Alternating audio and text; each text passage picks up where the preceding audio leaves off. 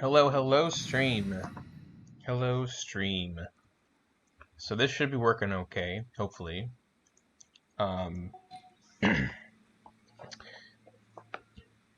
Hello. So I am in the middle of moving, which means I am on a pretty scuffed setup. I'm streaming from my laptop, and I'm kind of in a hurry. So, real quick, what we're gonna do is gonna spend a little bit of resin, real quick, so that we can get out of being capped. And then we're gonna go hit up Dainsliff real quick and get that out of the way, because I keep seeing spoilers, and I'd like to see no more spoilers.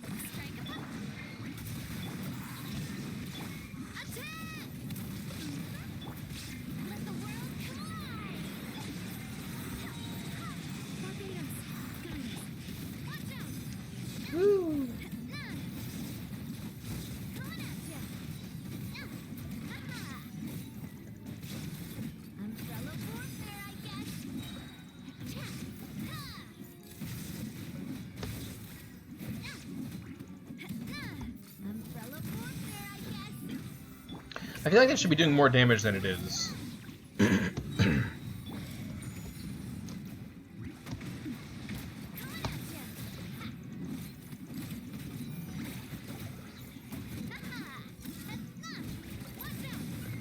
There we go.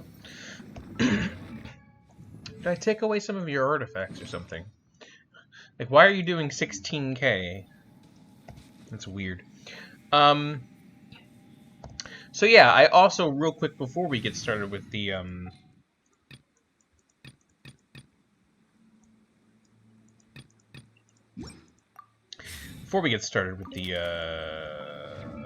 quest, I would also like to show you my Chlorian pulls from yesterday. Oh, they put in a tutorial for this. That feature's been around for a while, mind you. That's not a new feature, but they don't surface it very well. So it's probably very good that they added that as a tutorial, finally.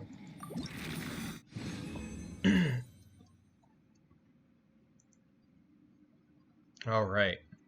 And actually, real quick, before we move any further, I'd like to just double check the audio of my stream.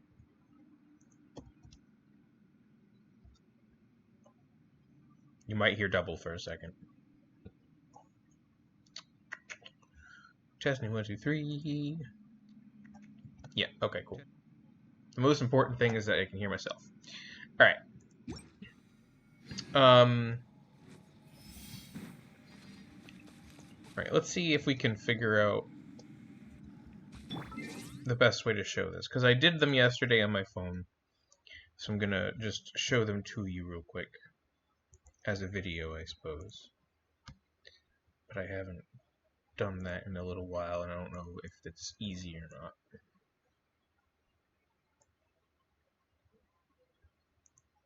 Let's go ahead and add a video.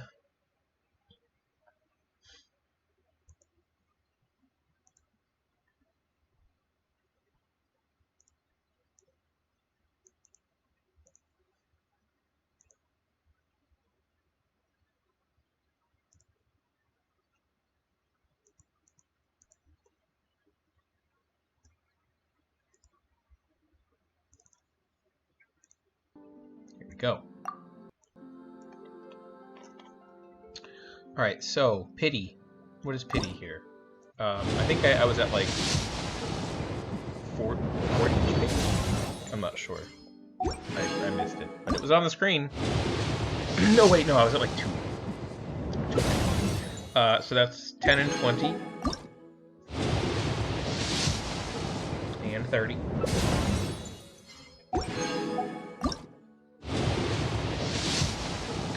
And 40. And 50. So I got Chlorian at like 47, I think. It was really cool that it was early, but I also wanted Cephos. And I started with 90 pulls, and and I spent all 90 pulls and still did not obtain a I am set Clorand, a champion duelist of the court of Fontaine. I have If you wish to awful hire my 4-star luck in this services, game. please state the nature of Awful your 4-star luck. dispute. You may leave out any extraneous details. Those are no... Awful 4-star luck.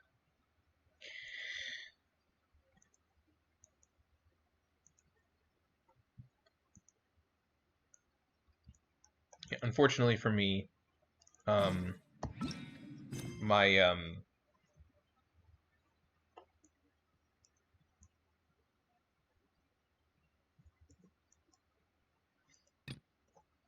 I got like 1 Chevreuse and wanted more, but I could only manage 1, even though I pulled on Navia's banner, scraping by pull after pull after pull for Navia. Super annoying. I really wish they could improve that experience a little bit, because it's like, especially with how little they seem to rerun new 4-stars, they just keep running the same old from the first 2 years of the goddamn game. I don't need to see Bennett again. Alright, well, we're going to walk around as Clorand, even though she's not ascended. Well, we can ascend her one more time.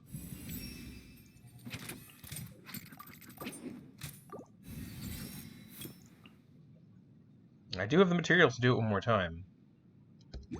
Let's actually, let's go ahead. Let's go ahead and drain our resources. We're going to hop in and out of trials to refresh the boss. Oh, I need to change my team, otherwise they're going to get handed. The butt's handed to them. We'll come back and do Alhaitham's in a minute.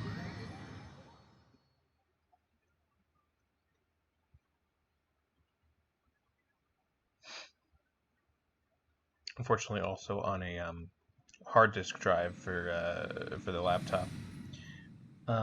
Right, so let us do the Navi team. The Farina Navi team. I could do Arlecchino. Nah, but this thing flies around. That's annoying.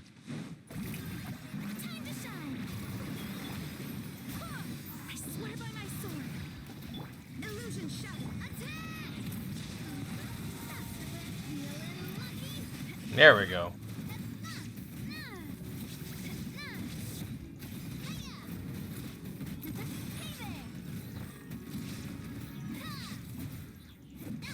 Always aim your shots, because the game won't necessarily aim them well for you.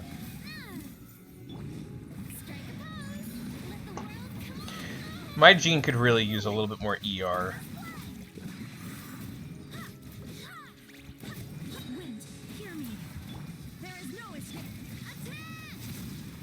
I probably shouldn't have used the burst, but oh well, right?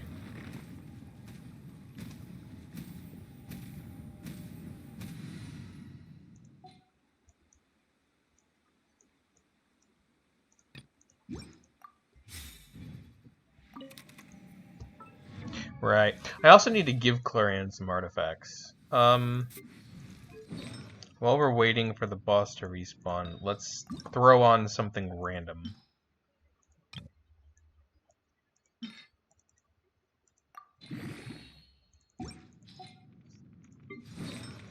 We're gonna probably use Gladiator.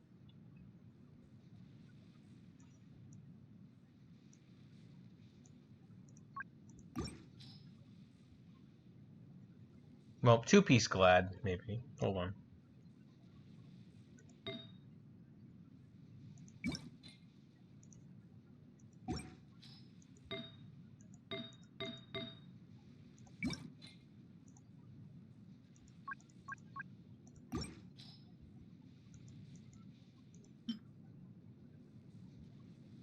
Right, okay. And while we're here, let's do a crit rate or a crit damage circlet. I probably would prefer a crit damage one.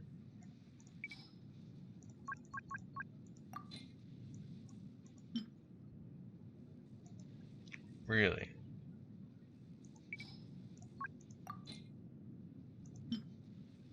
That's this is good. It's already 20 too. Okay, we'll just give you that, shall we?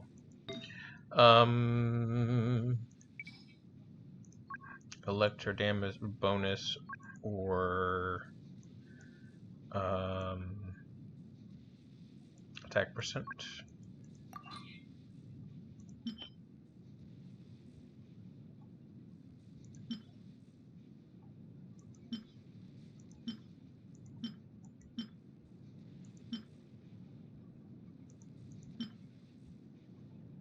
Alright, I guess that's that.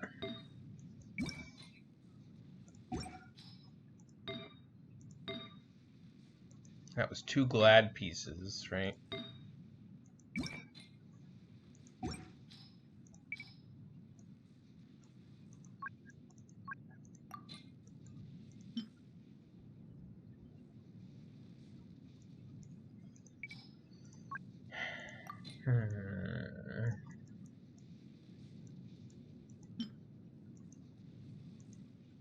No attack percent pieces. Oh, actually, that's usable.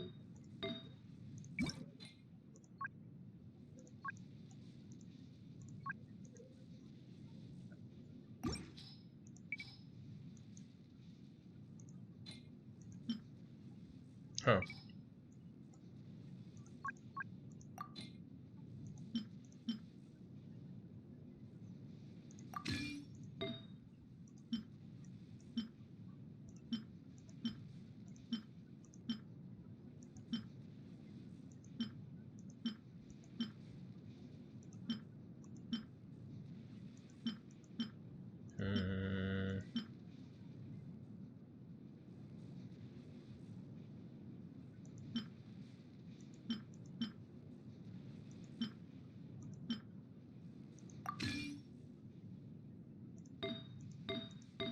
Well, we'll see how that goes at least. Wait, did I just... Hold on. No, okay, cool. Nope, don't forget to redeem that. No, there's no room. Shit. Don't make me run it again.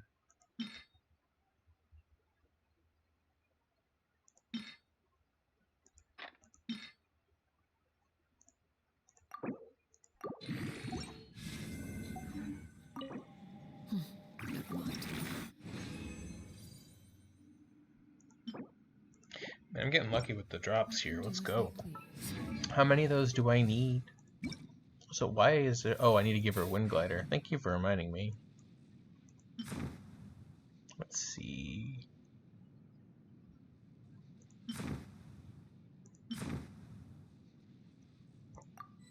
Give her those for now.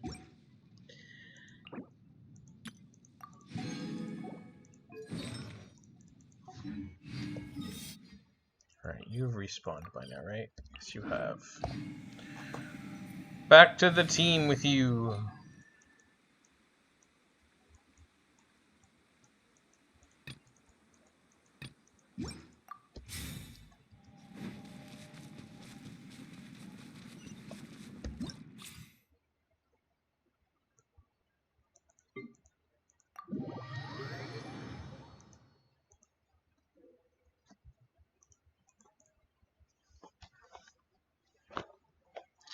Alright.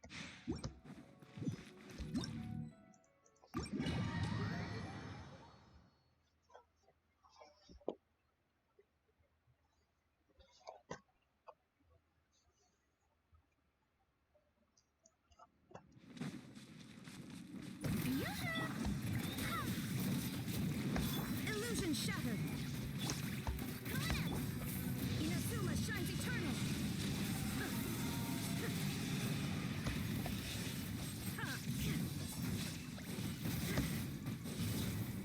Shine down. Shower me with this. Let my name echo in song. Verbatim's guide us. Really? Ah. Okay, well, this is very bad run.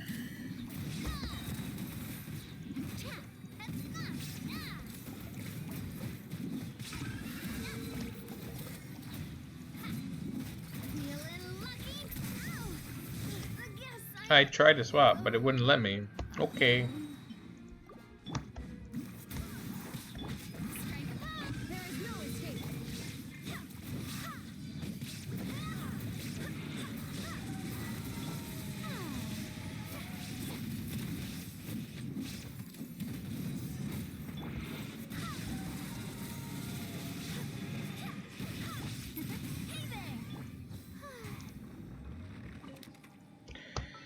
Thank you, Farina. You're always a G.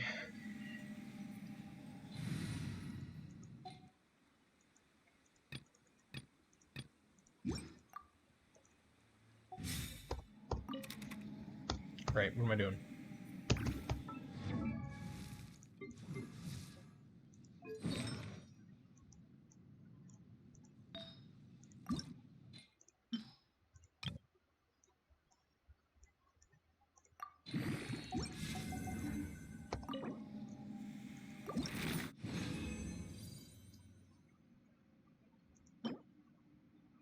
Ooh, okay.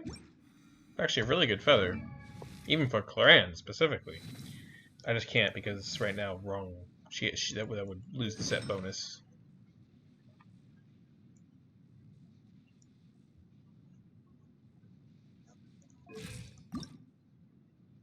Alright, maybe one more run? Can we get away with just one more run?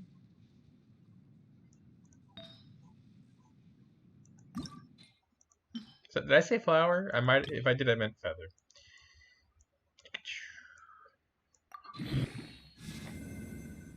Ooh, ER. Okay. Well.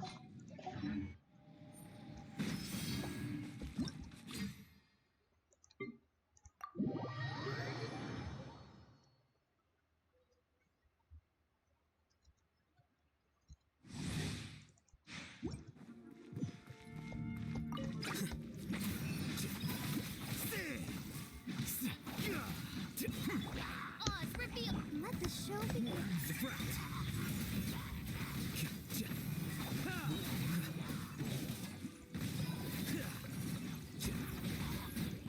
Midnight Phantasmagoria.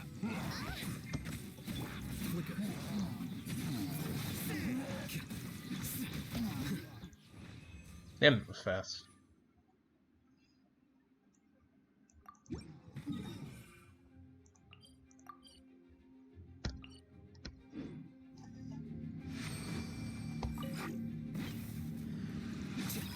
Process of elimination.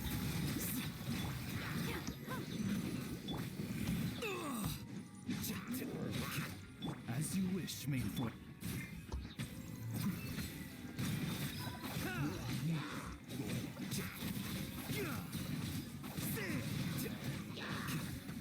Defract. Helpful. Let's dance. Midnight Phantasmagoria.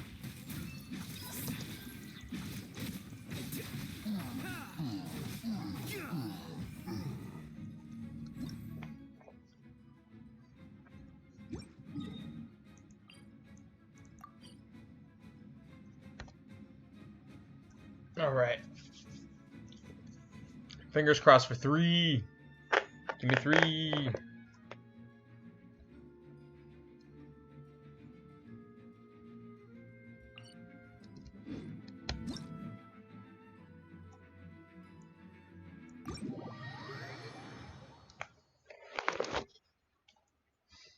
What time is it? 1:30.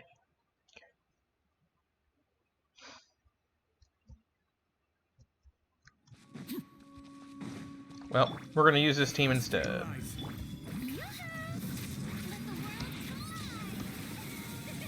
Into the shadows. Overruled.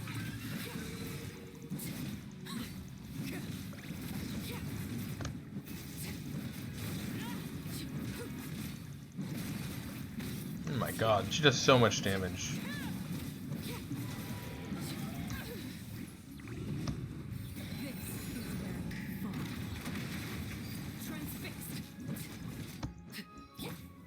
Solidify.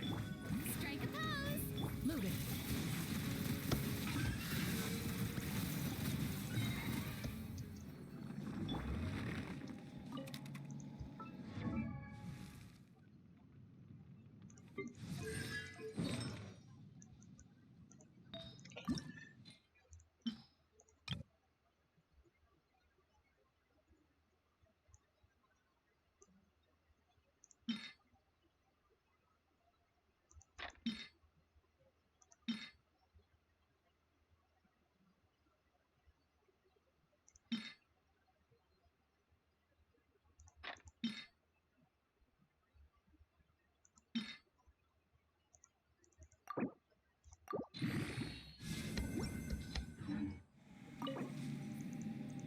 Three, three, three, three, three, three, three, three, three, three. Yeah, let's go.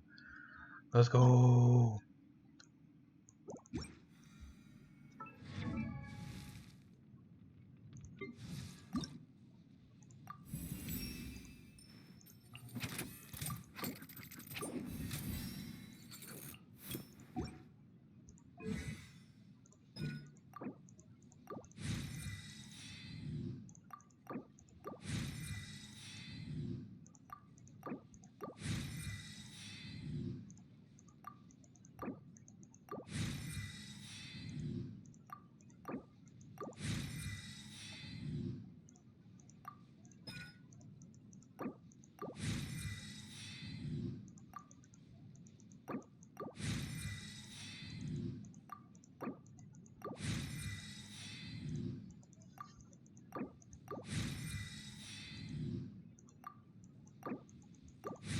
All right.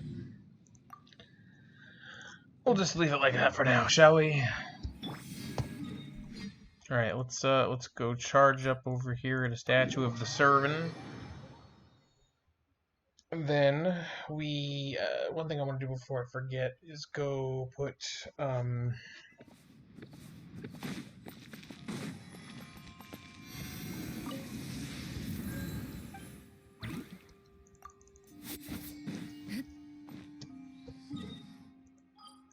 Chloranda in the teapot.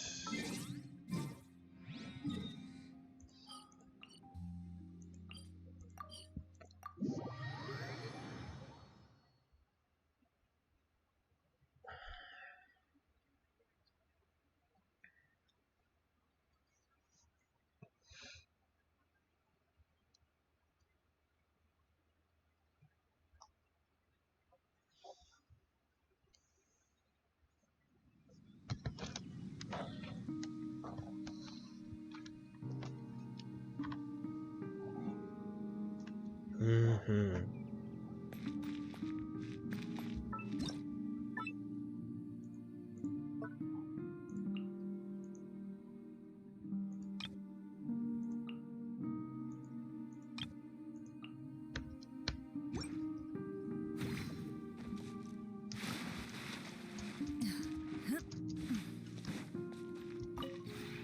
This realm is...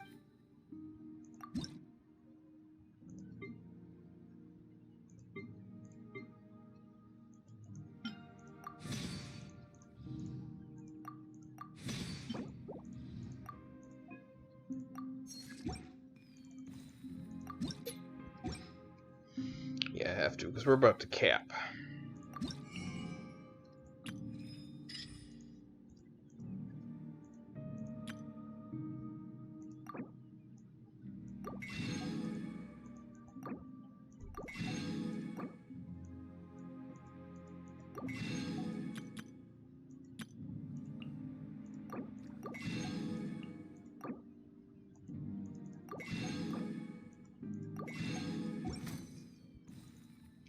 If you ever...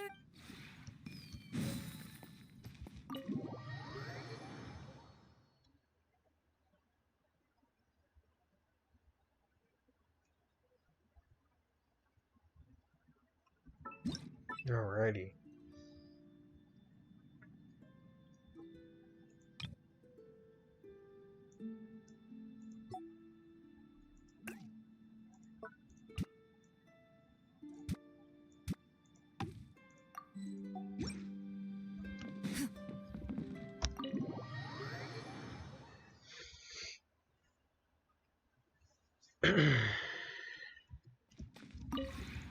This realm is...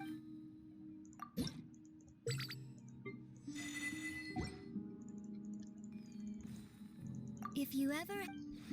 Okay, without further ado, let's go. Wait, nope, sorry. I need to go deal with my plants.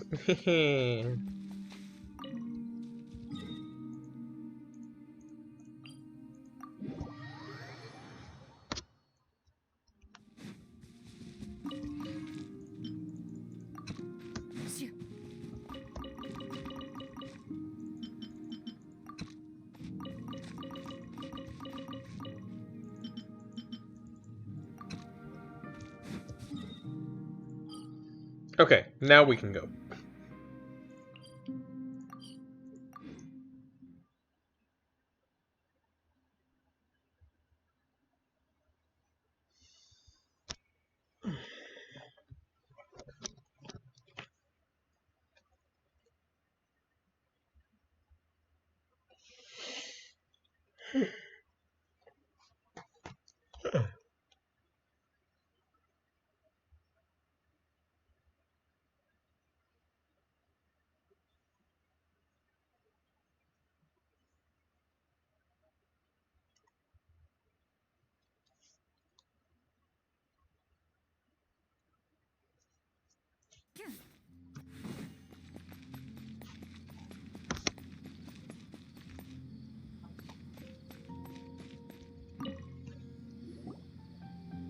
Perfect.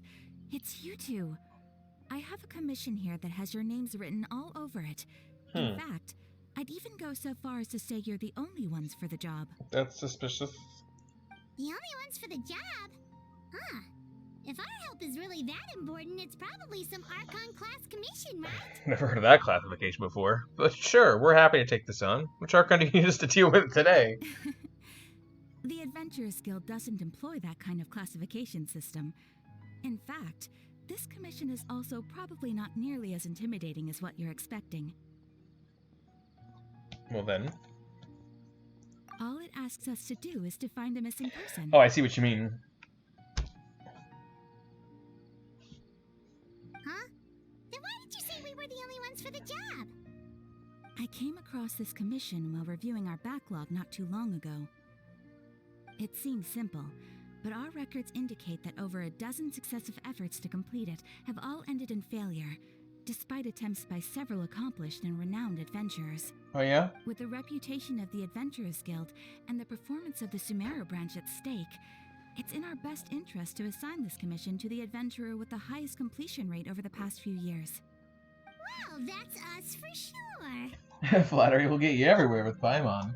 But I can't guarantee we'll be able to complete it either. All I'm asking is for you to give it your best shot.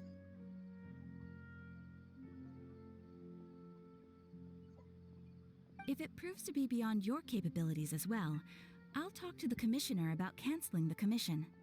Okay, so who are we looking for? And what is it about this commission that's made it so hard to complete? This commission was jointly issued by the residents of Vimara Village. They say one of their own villagers has gone missing. Oh. But the problem is, they don't know the missing person's name. They can only provide information about his general appearance. Huh? They're all from the same village, but they don't even know his name? They all just feeling guilty that they didn't even know him, so now they're like, shit. If so many adventurers have failed to complete this commission, maybe this missing villager doesn't exist at all. Could it be some sort of a prank or something? Unlikely. Several villagers came by to issue the commission, and judging by their appearance and tone of voice, they seemed incredibly sincere. It certainly didn't seem like a joke to them. Besides, putting up a commission requires a processing fee. There aren't many upsides to a prank that costs Mora to carry out. That would be a little strange. In any case, it would probably be best to go to Vimara Village and ask around first. The Adventurers Guild does have some information on hand, but I would say anything you can learn directly from the villagers would be far more reliable. The best way to avoid misdirection is to go to the source. Yeah, well, the game doesn't let us go to the source that often, does it? Paimon's starting to get really curious about this whole thing. Let's go! Bedtime story. Ad Astra. No applesauce. Away we go! To Vimara Village.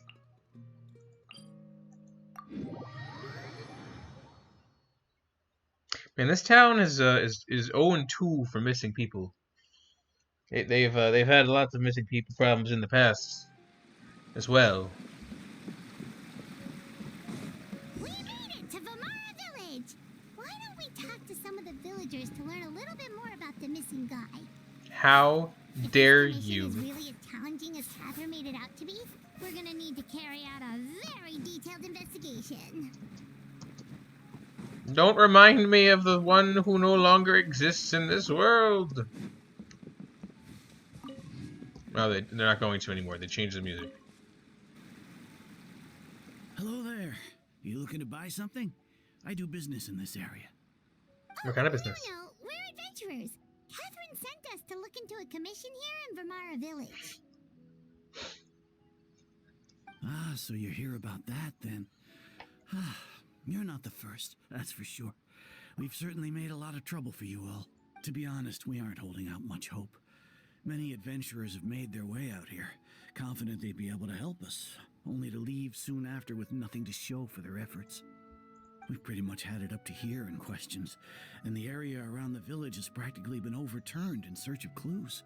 But no one has been able to make any headway. So, this person we're looking for, what's his name? Where did he live? Does he have any relatives? I don't know. I really have no clue. I couldn't tell you. Why are you looking for him? Okay, guess you are really sick of answering questions. I'm sorry. I didn't mean to sound short with you. I was actually just giving you my answer to your questions. Funny enough, it reminds me of the 3 questions Dainsleif asked us. I know it may seem like we don't have anything to offer by way of information, but I promise you, we all have a very strong impression of him. When you live in the same village as someone, you develop a lot of memories together, you know? We just don't know the specifics. Maybe we did at one point, but that information is long gone by now. Who is tampering with the ley lines? At least that's what everyone in the village seems to think. We've all exchanged what we know, and that was the only logical conclusion. Dainsleif? Alright, specifics aside then, what kind of person was he? Young guy, in his early 20s probably. Incredibly kind sort of person, always willing to lend a helping hand. How much do you want to bet this is the brother? I'd chat with him when I didn't have any customers. I even saw him stick out his neck for others on more than one occasion. Very interesting guy, that one. Now that you've started talking about him, you don't seem nearly as down in the dumps as you did before. Seems like he left a pretty good impression on you. But of course, everyone in the village is pretty fond of him. We wouldn't have issued that commission otherwise. There aren't many young people like him nowadays, so genuine and pure. To think that he just up and disappeared one day. I just hope nothing bad happened. Could he have just moved away without telling anyone? No, he's not the type to leave without saying goodbye. Yeah. Moving away without being seen by a single person in the village. There's no way he would have been able to manage that. We never had a chance to say goodbye, so let's not call it that. Huh. Alright, thanks for the information. We're gonna go ask around some more. I see you, writers. I see what you're doing. Even if it's not them, I see what you're doing. I really hope he's okay.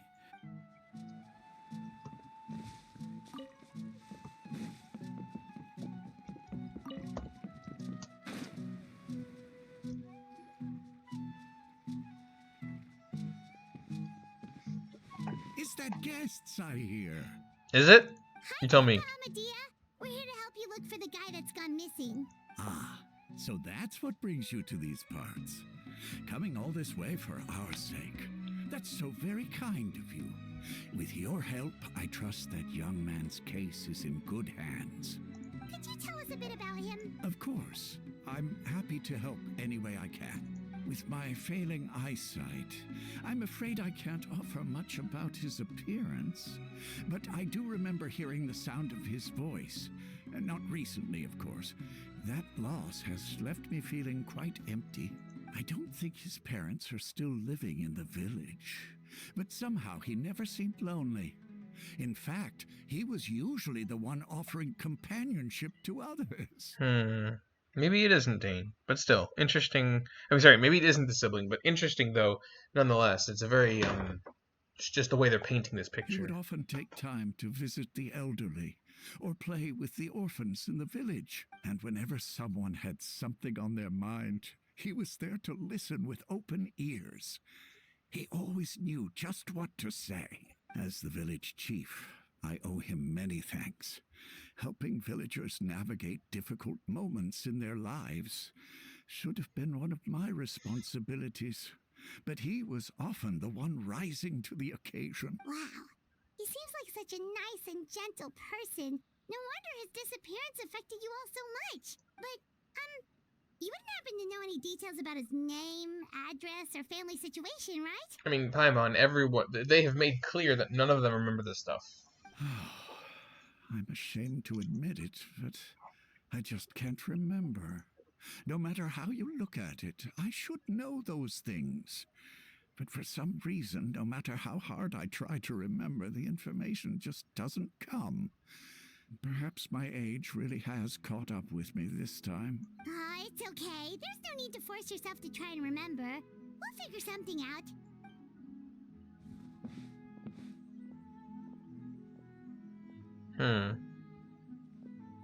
Well, Traveler, what do you think? There's probably more to this case than meets the eye. A lot of things are not adding up. I think so too. Like, the name thing. It's so weird that no one remembers his name. And nobody has been able to tell us anything about his family or where he lived. It's like this guy's been erased from reality or something. I would say it's more like he's someone who only exists in people's memories. Wait, so you're saying it's not that he's been erased, necessarily, but more like he never existed to begin with? Someone that may have existed at some point, but now all they are left with is a hollowed out impression that of someone that doesn't exist anymore. Okay, Paimon's gonna need some time to process that one. Someone who only exists in people's memories? Yeah. Yeah. You two are the adventurers who just arrived, right? You're here for the Vamara Village Commission? Yep, sure are. We were just looking into the case. I'm so glad to hear that. Thank goodness you haven't given up. I've been so worried the Adventurers Guild might cancel our commission. My name is Atosa, by the way. I grew up here in Vamara Village. Anyway, I just wanted to say, please keep searching for a missing villager. I'm begging you. You have to find him. We'll certainly try our best. Yeah, no need to worry. We'll give it our best shot. So, were you close to the missing villager? Are there any leads you can give us? I'm not sure this counts as a lead, but follow me. There's a place I'd like to show you.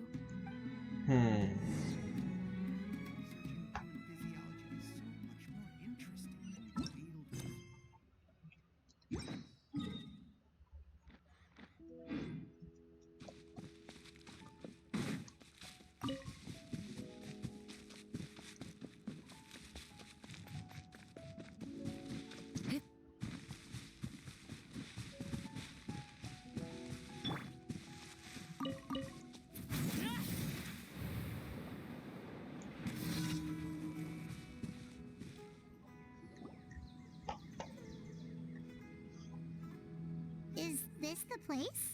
Under this tree? Yep.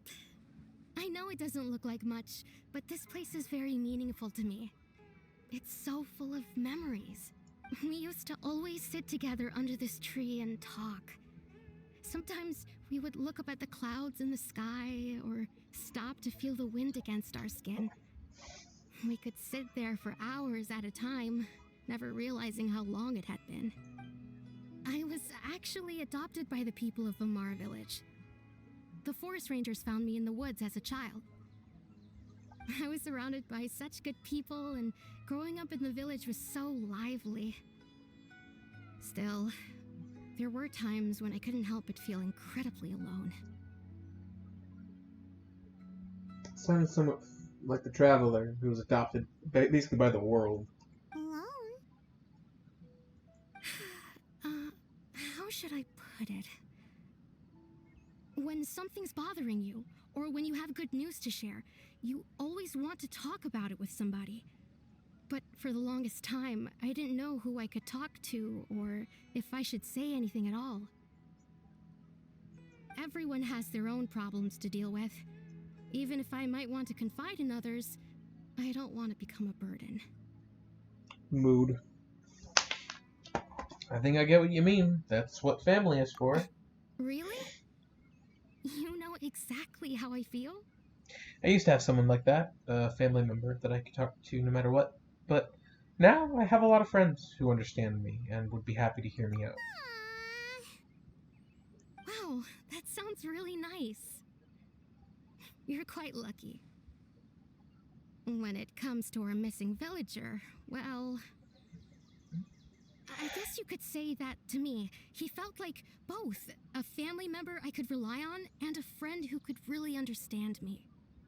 No matter what came my way, I knew I could always talk to him. He was so thoughtful and pure, and patient too. Whenever I talked to him, he would always seem so interested, as if the things I was describing were just as important to him as they were to me. Ever since he disappeared, there's been so much I wanted to tell him. No, none of those things matters now. I just really want to see him again. Wow, you two must have been really close. Did he ever tell you anything about himself? He mostly just talked about interesting things he saw around the village. He'd share a lot of his own wild ideas as well. Define wild ideas. Oh, right! I did ask him about his parents once. But all he said was, they're not here anymore. I didn't know whether that meant they had left the village or passed away, and I didn't want to pry. Still not much to go off of. Look at me. Talking your ear off and still nothing to show for it. I'm sorry I wasn't more help. Don't say that. You helped us understand them better. The last time I talked this much in one go was when we were still together. Come to think of it, every time we talked, it always seemed to be around dusk, just like right now. Time always passed by really slowly. Even when it felt like we'd been talking for hours, the sun would still be at the same position in the sky. Now that is an interesting detail. Well, time always seems to pass slower when you're relaxed, right? What's wrong, Traveler? Always the same time of day, and time never seemed to pass.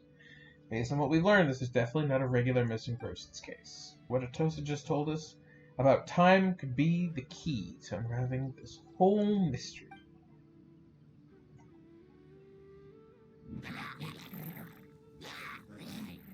Hey, look at those hilly trails over there. Doesn't it seem like they're acting a little strange?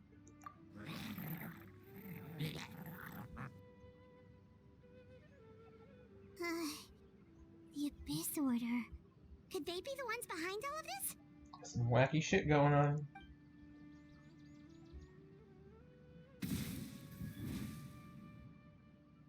Uh-oh, we've been spotted! Quick, get ready to fight! Was the person you were talking to actually an Abyss Mage?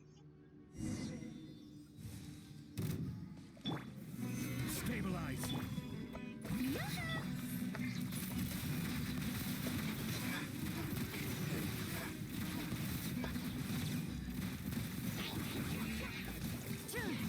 Time to testify. Solidify. Into the shadows.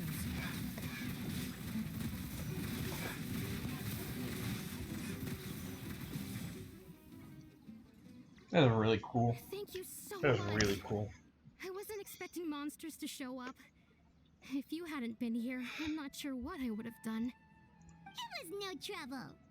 The question we should be asking now is, what is the Abyss Order doing around here? Now that I think about it, the hilly trolls around Vilmara village have been a lot more active lately. They seem agitated and would often attack anything in sight. Chief Amadea doesn't allow the children to play in the area around the village anymore. Maybe the Abyss Order really is involved. Well, we should head back and check out the situation in Vilmara village just in case. If the Abyss Order is plotting something that could spell trouble for the villagers.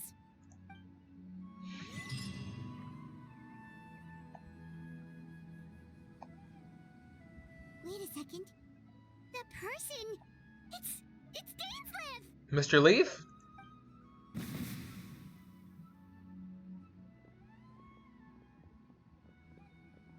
Ah, it's you two. Yeah, so who's the sinner? Oh, a friend of yours? Well, I'll leave you all to it then. I should head back to the village and check up on Chief Amadea and the others anyway. Well, see you later. Is the sinner Vidalfern? Yeah. Vedderfulnir? Is it Deshret? Is it somebody else? Tell me. You told me you would tell me. Yep, see you later, Atosa.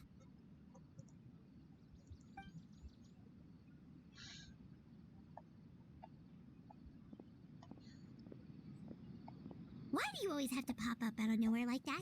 Is it your life's mission to jump scare us or something? It's hardly personal, or intentional for that matter. As long as you and I are both in pursuit of the Abyss Order, we're bound to cross paths. Also true. Ah, so you're here to investigate the Abyss Order then. That would explain the monsters you were fighting just now. Naturally. Hold on. Are you not here for the same purpose? We're also on their tail, but I'll admit, we ran into them on accident. No matter. It may have taken you a while to catch on, but I'm sure you've also realized by now that there's something strange about this place. Mm-hmm. The Abyss Order is most certainly planning something in this area. Or worse, their plan could already be in motion. So you think the Abyss Order is behind the Hilly Trail activity in the area? As things stand, I highly doubt that is their primary motive. I would imagine the increased hilly trail activity is merely a byproduct of whatever it is they're really trying to accomplish. Still, the Hilly Trail activity is causing a lot of problems for the people here. We should stick around for a while and protect the village, don't you think? The best way to protect them is by figuring out what the Abyss Order is truly planning. That is how we prevent further tragedy. Well, let's see what more we can learn from the villagers. And after that, you also owe us many answers, Mr. And Leaf. you shall have them. I Mm-hmm. never intended to hide anything from you. Mm-hmm. Don't worry. There should be ample time to talk. Mm-hmm. You return to Vamara village to gather intel based on what you learned. You question the villagers until eventually it turns dark. Or something like that. Ah, so that was the commission that brought you here to Vimara village. Someone who seems to only exist in people's memories. That is indeed quite intriguing. I would agree that it's unlikely you have a simple missing persons case on your hands. However, any possible connection to the Abyss Order is still unclear. It appears all we have by way of clues is increased hilly trail activity. And that is certainly not much to go off of. Well then, how about the intel you promised me? Right! That mysterious voice she heard in her brother's memory. The one who called himself a sinner. Who is he? Tell me! No! Do not ellipsis me, sir. Traveler, let me ask you this. Do you believe your sibling to have betrayed you? I want to have faith in him. I sense hesitation in your words. After all, you still haven't figured out the whole truth of what happened. There's still hope for the two of you to reconcile. Irreparable damage has not yet been done. The sinner you wish to know about, his situation is different. He and his fellow sinners have long betrayed me, and long betrayed their nation. Like Gold, and like Vedderfulnir, and like the Fowl. His name is Ah! Vedderfulnir, the Visionary. I called it so long ago. So long ago. People were telling me I was crazy. I knew it. Sorry, I just had to take a moment. I've literally been saying it since like the week that the Act 5 of Fontaine came out. I've been saying it for so long. I'm loath to admit it, but he is also Wait, my what? kin, my older brother. Now that is news. Your brother? What happened between the two of you? What really happened in Conria back then? There were 5 of them. The 5 sinners. of Oh, Conria. the 5 sinners, eh? Okay, so we know about Vedderfulnir, we know about Gold, we know about the Fowl. What other 2 sinners might we know about?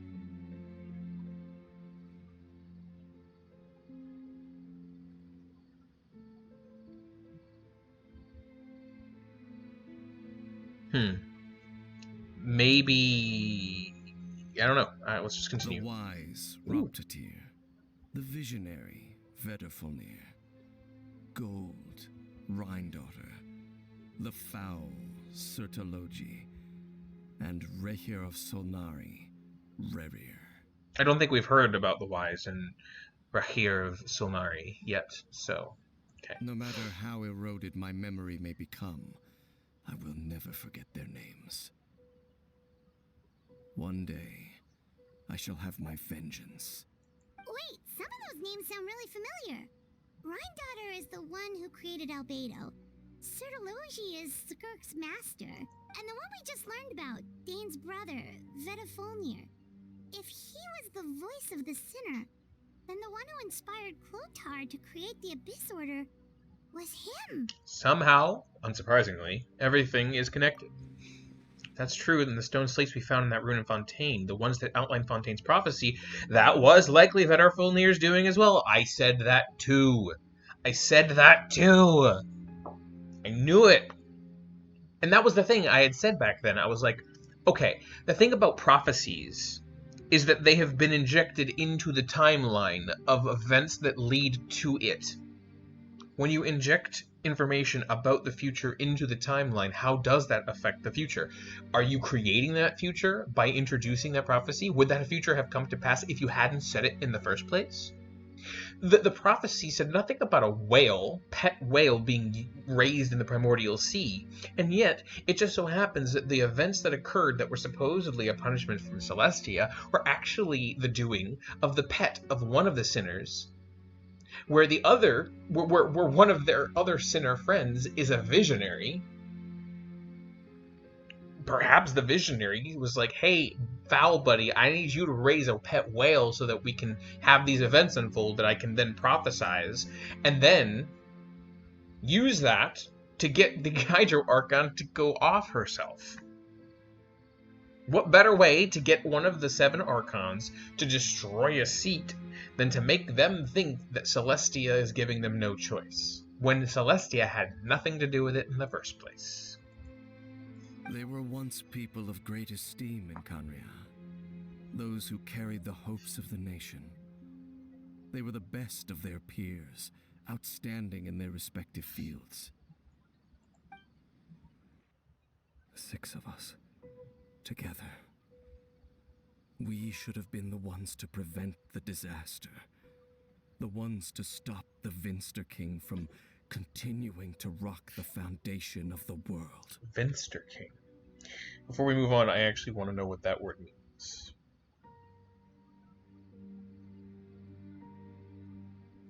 Oh, stop it. I searched the word Vinster, I get Genshin shit. Maybe that's not actually a word. Okay, moving on.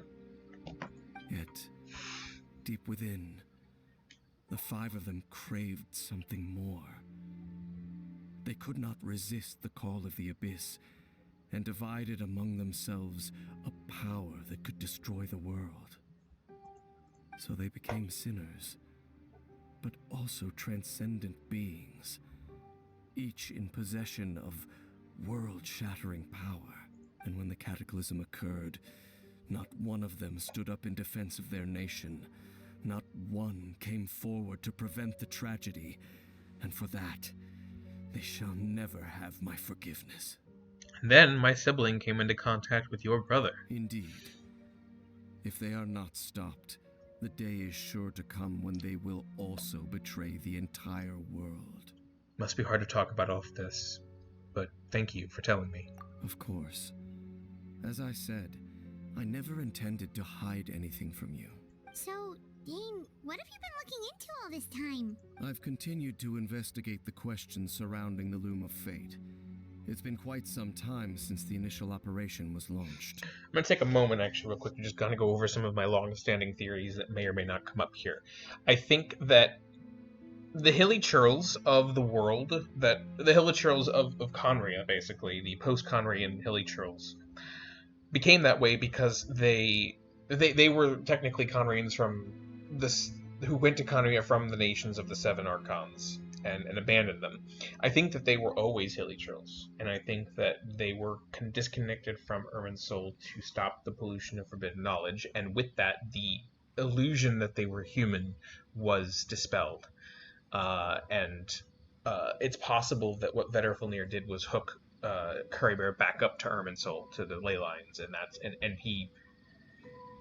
that probably also kickstarted his aging process again. But the Loom of Fate here is probably has to do with that power, because if you can disconnect yourself, you might also be able to control your own fate if you can retain your mental faculties. Hard to say. I don't know. I think it's a bit of a crack theory, but I want it on the record.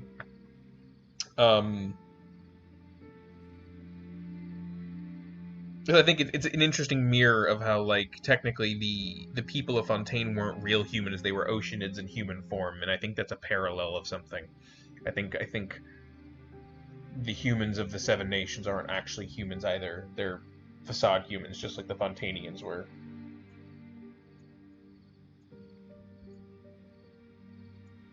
And I think the reason why they're immortal, why all the cursed Conrians are immortal, is that they're not connected to Irminsul anymore, and so time isn't passing for them. But time is still passing in general. Like the Irminsul controls time, the perception of time for those connected to it, but even if you're disconnected from it and you're not, your body isn't perceiving time moving, erosion continues to occur because there is still like an overarching time passing. And the reason why I think they were disconnected... Retrieving the eye of the first field tiller, we were able to stop part of their plan from coming to fruition. Part of the reason why I think this is what happened is that, if you recall back in the chasm, the hilichurls there that were dying were decaying into the goo, but we later learn that that goo is forbidden knowledge, but in a form that is non-toxic to Teyvat. Well, all of these cursed hilichurls who can't actually properly die when they are fully eroded become forbidden knowledge, implying to me that they were infected with forbidden knowledge and potentially disconnected from Irminsul to stop that from spreading. Oh, Paimon remembers! Weren't they going to use it to corrupt Osile and make a god or something? Indeed. However, it's obvious that was just some sort of technical experiment. The eye was integral to their plan, yet somehow, despite failing to obtain it, they've skipped the experimental phase and found some other way to keep moving forward. There are many signs pointing to that effect. Then what should we do? It's not too late, is it? Our most pressing concern is to determine the purpose of the Loom of Fate. From there, we'll be able to deduce the Abyss Order's true objective. Based on the intel I've gathered so far, I suspect the Loom of Fate is related to the ley lines in some way. Uh-huh. Because the ley lines are what dictate fate.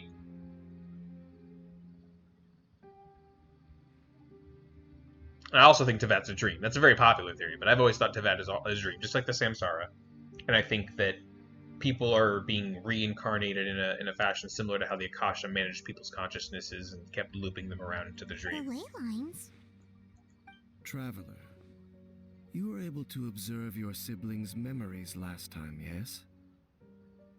I believe that was due to the fact that the ley lines in that area were unstable. My recent investigation has shown that Abyss Order activity in a particular area is usually followed by a series of issues with the ley lines. And one of the things that flows through the ley lines are memories. Wait, then our commission here in Vimara Village, the person who seems to exist only in people's memories, could it be connected?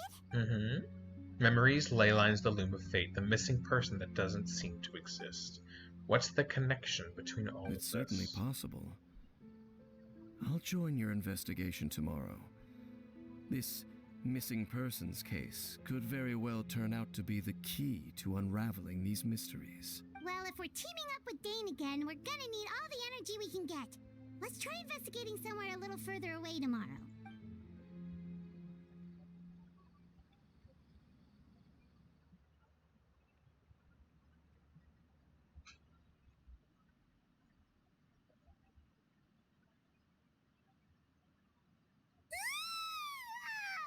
So tired. Paimon used way too much brain juice yesterday. It's all Dane's fault saying all that complicated stuff. Uh-oh. I didn't sleep well either. My head's a mess. That doesn't sound good. That sounds like somebody's being affected by ley line issues. You probably shouldn't have slept here. Well, let's go find Dane. We've got a lot to do today. I actually had thought about that. I didn't say anything a few minutes ago, like a minute ago. I was like, wait a second. You're going to go somewhere further away tomorrow? Maybe you should go somewhere further away now. Great place for a vacation. Let me just take a few more days off.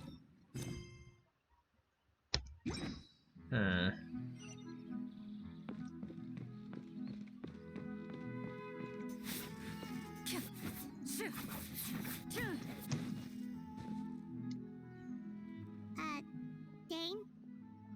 Hello, Dane? Why are you just zoning out over here? You think he probably does it all the time, Paimon? Nah, he hasn't been sleeping well, has he? Or did he run into someone? Happen? What did you see in your sleep? The missing person from your commission. Could you describe them to me? Sibling. Oh, young guy? Early 20s? Seriously, Dane, what's going on? There appear to be certain memories in my mind that weren't there before. Memories of him. Maybe we just talked too much about him yesterday and you had a weird dream or something? No, it wasn't a dream. They're memories. Memories that suddenly appeared in my mind after I woke up. And I'm certain I've never met this person before. Well, what exactly did you quote-unquote remember? I remember handing him the eye of the first field tiller. Are they manipulating the events of the past? Somehow? Like, normally manipulating memories doesn't actually affect the past, but... What? Okay, so this missing person definitely has something to do with the Abyss Order then. Indeed. And it appears he possesses the ability to implant memories into the minds of others. Wait then. All the memories the villagers have of him, could they be fake too? Maybe they never knew him at all. So here's the thing. Part of the reason why I think fate exists in Teyvat is that basically, they called it before the history of the future. Fate is the history of the future. Manipulating Irminsul is manipulating history, which very specifically, the definition of history is our current understanding of the past, of the events of the past. Not what actually happened, it's what we believe to have happened. Because history is only ever retold. We don't have a way to know for sure exactly what happened. We only know what has been documented over time, and that is a human process with bias. And Irminsul is basically that in a manifested database form. And manipulating the history makes people believe the past is different. But if fate is the history of the future, it is simply the world's understanding of the way things will go, possibly have already gone before and are just being guided to again. Well, if you can manipulate history, the history of the past, what's there to say you can't manipulate the history of the future? Very, very specific phrasing. But why would he do something like that? Whatever the Abyss Order is planning, an important truth has been revealed to us this morning. What sort of truth? That their goal is still to obtain the eye of the first field tiller. They haven't stopped searching for it. I am the only person who knows its location. Perhaps implanting that particular memory was an attempt to interfere with my mind in some way. Is the eye still safe? Your concerns are not entirely unfounded. I don't believe the Abyss Order is capable of altering reality like that just yet. However, considering their single-minded pursuit of the eye, I would say an equal level of caution is in order on our part. And see, what they can do with that is they can prompt you to go look for it and follow you to its location. Come with me. We must check whether the eye is still in our possession. But they're They're betting on this. Oh, so you're going to take us to where you hid it? Yeah, but what if someone follows us? If we go straight there and someone is on our tail, aren't we just exposing the eye's location? Hopefully Dane knows that and is taking us to a fake location. Maybe that's the reason the Abyss Worm implants the memory in the first place, to force Dane to confirm the eye's location. He recognizes that we recognize it. Given what I know of him, though, I'm sure Dane has already thought of that possibility. It seems like he might already have a plan. It's funny. It is really funny being on the same page. Lead the way, Dane. Of course.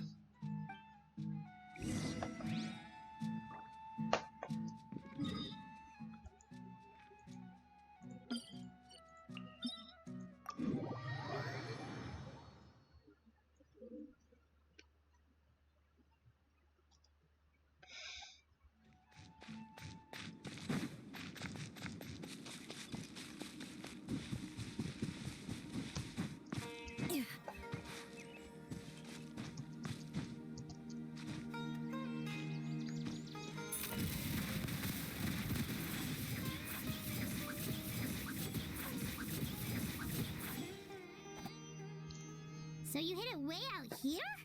Not an easy place to discover, that's for sure. Well, let's go check to see if it's safe. Traveler, wait. Hmm?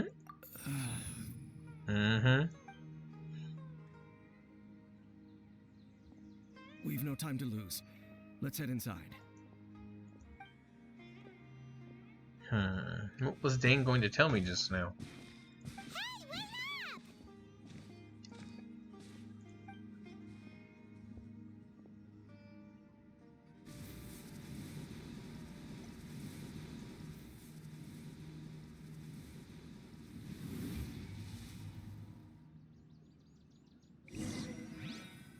Dane's got pockets.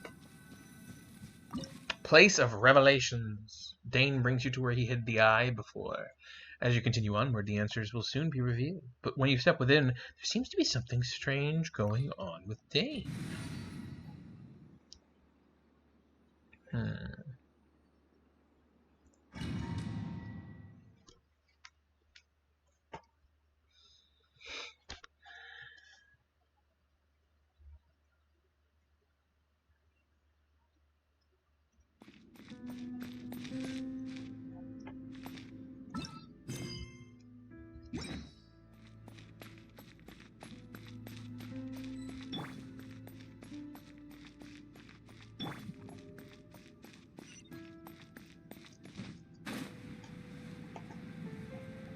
Let me tell you something. The chasm is fucking weird, and it's wild how often this place comes up.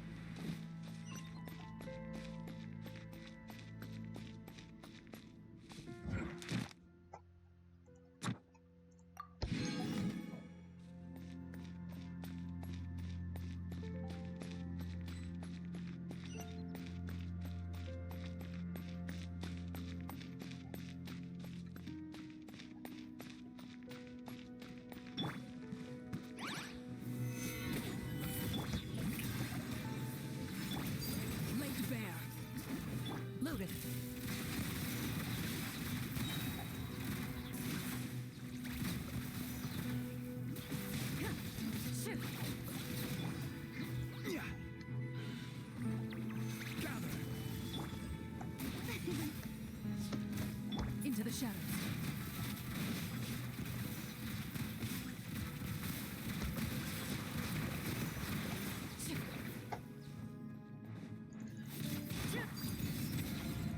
It appears the mechanisms here have changed over time.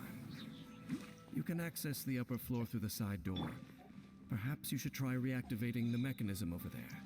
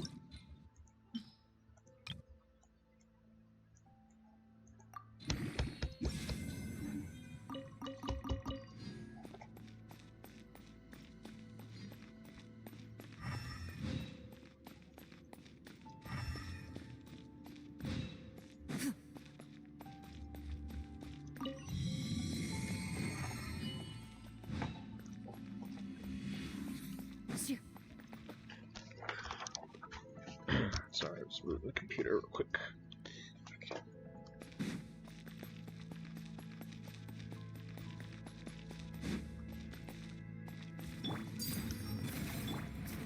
Stabilize.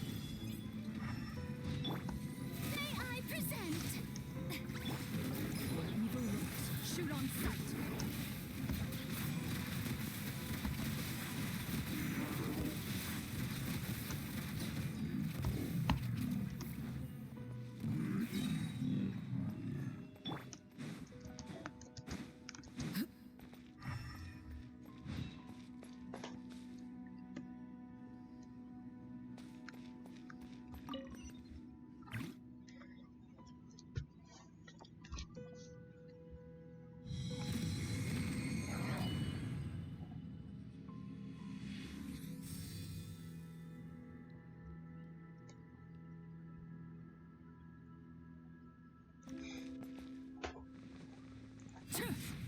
Make sure all the runes are pointing in the direction indicated by the light. That should unlock the mechanism.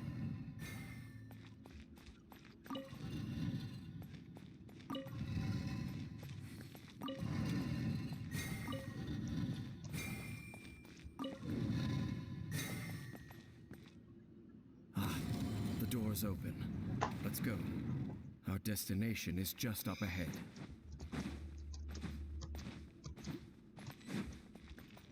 Sneaky.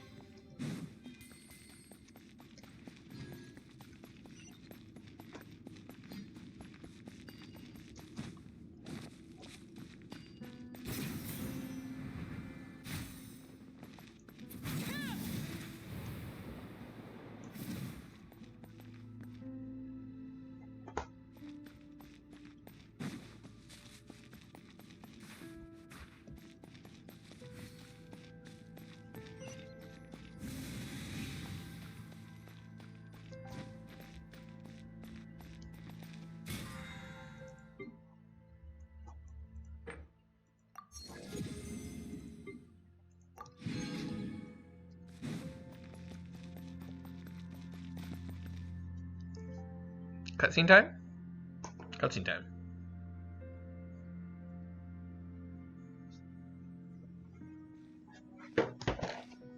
Looks like we can't go any further.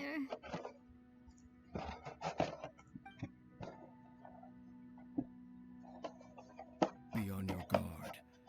I sense the presence of the abyss. Indeed, indeed.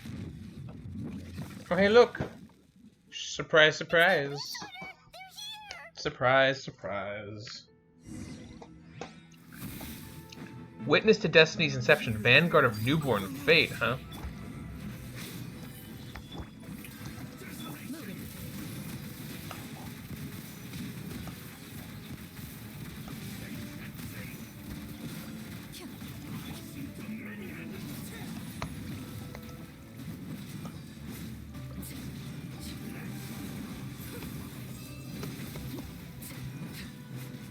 Witness my rise. Transfixed. Strike a pose.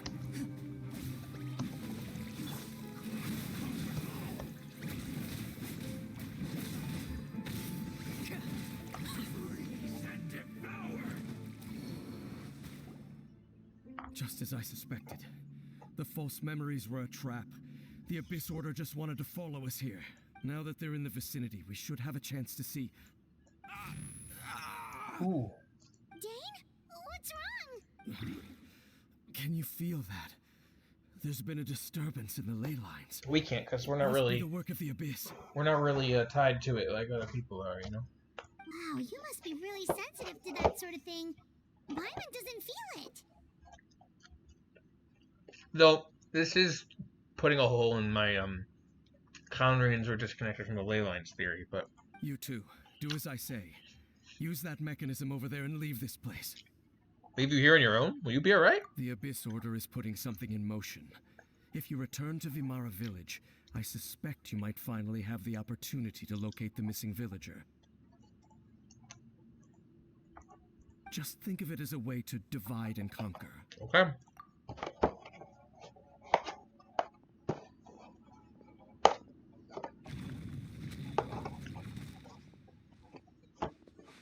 Dan does have a point, but something still feels off. What am I missing?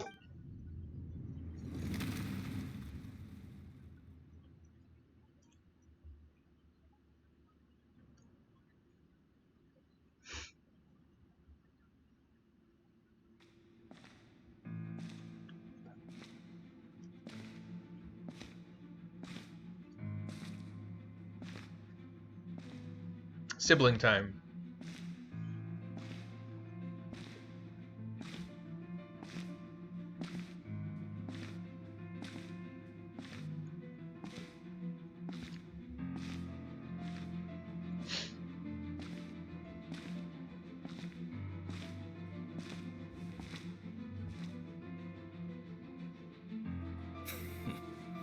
I knew going along with your trap would be the only way to meet with you face to face. You risked your safety, and that of the Eye. That's quite the gamble, Dainsleif. But I believe that I am the one walking into a trap laid by the Twilight Sword. Well, yeah, it's an Uno reverse trap. So you came here all on your own? What about those followers of yours? I mean, they can show up anytime. When the Twilight Sword is prepared for battle, any army I could send would only be marching to their doom. Better that I face you alone. I know you must have a lot to say, but if it's a conversation you want, you'll have to defeat me first. Man, wouldn't it be cool if we could trial Dainsleif? But no, he's too far away. He's not built yet.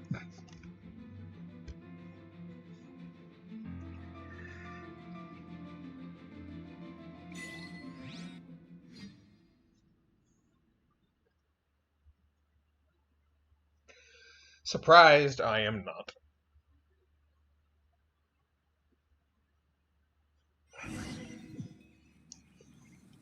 The Abyss Order's on the move.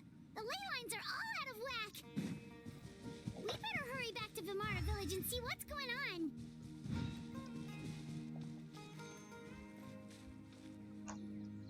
Hey, look at those hilly trails over there. They seem strangely calm. Weren't they acting super agitated just a little while ago? What's up with these butterflies? So calm all of a sudden. Wait, I hear something.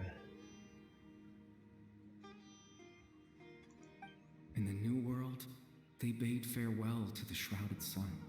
At last, they no longer needed to dwell on their suffering, or try to differentiate between various thoughts of blasphemy. Such was the price they paid, and thus their souls became cleansed and pure. Did you hear that?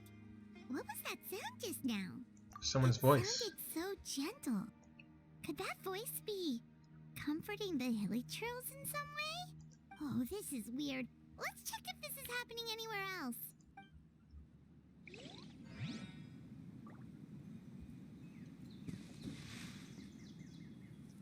What is up with these butterflies?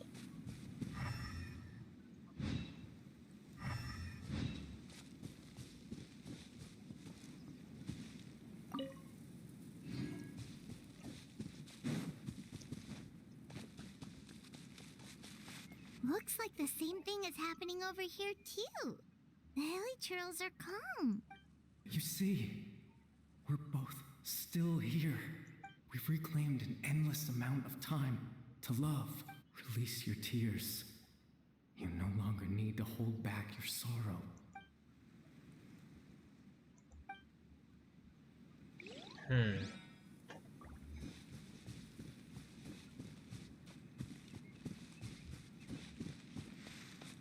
Over there. It looks like they're sleeping. In the end, he whispered softly, "Sleep well, Father. Sleep well, my beloved people. When you awake, that which differentiates us shall be no more." It almost sounds like a poem or some kind of story. Well, now that the hilly trails have calmed down, Vimara Village should be safe at least. Let's put this situation to the side for now. Dane said this might be our chance to find the missing villager, so we should head back to Vimara Village before it's too late. Maybe the missing person is Kari Bear.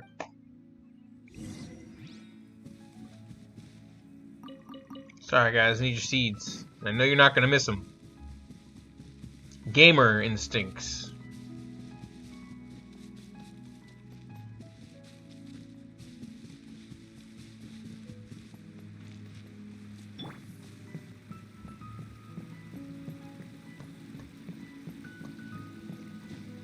Why are you scratching your head? You got something to say? Nope, you don't.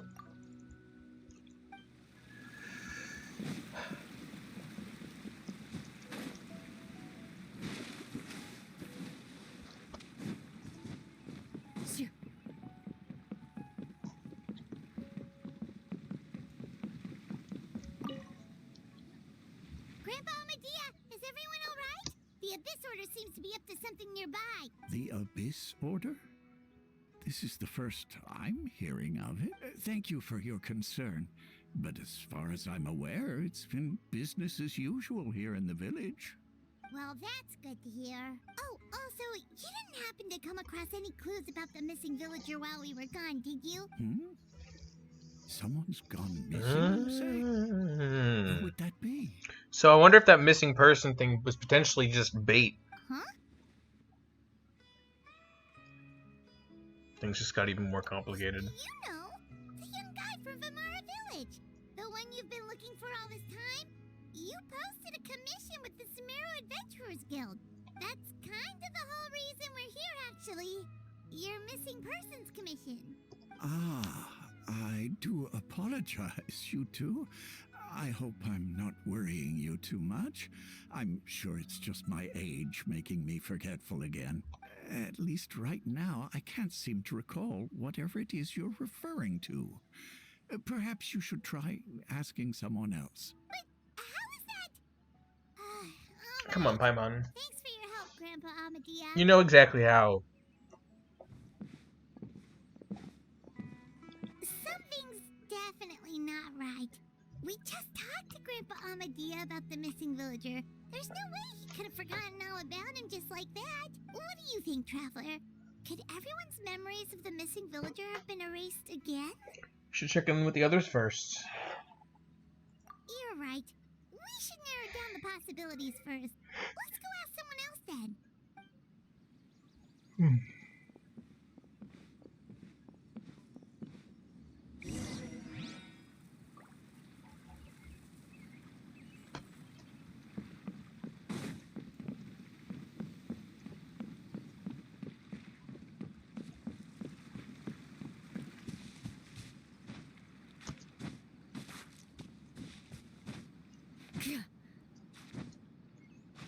This is such a great place for a vacation. Is it? Here's me being lazy while trying to not use a mouse, and of course I'm just going to end up having to sit up and use a mouse anyway.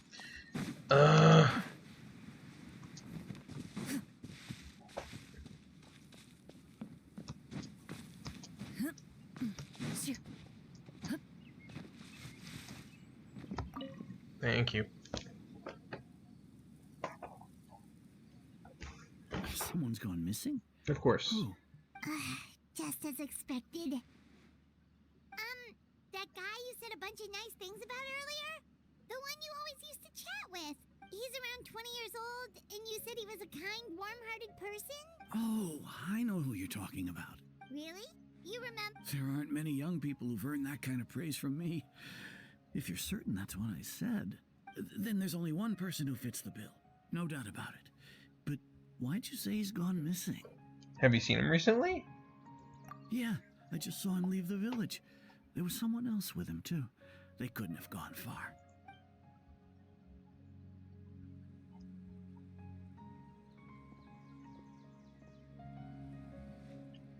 Strange. Bayram seems to remember him. And apparently he just saw him? Do you think maybe it's not that there's something wrong with people's memories, but that we've somehow returned to a time before he went missing? I don't think we're traveling through time.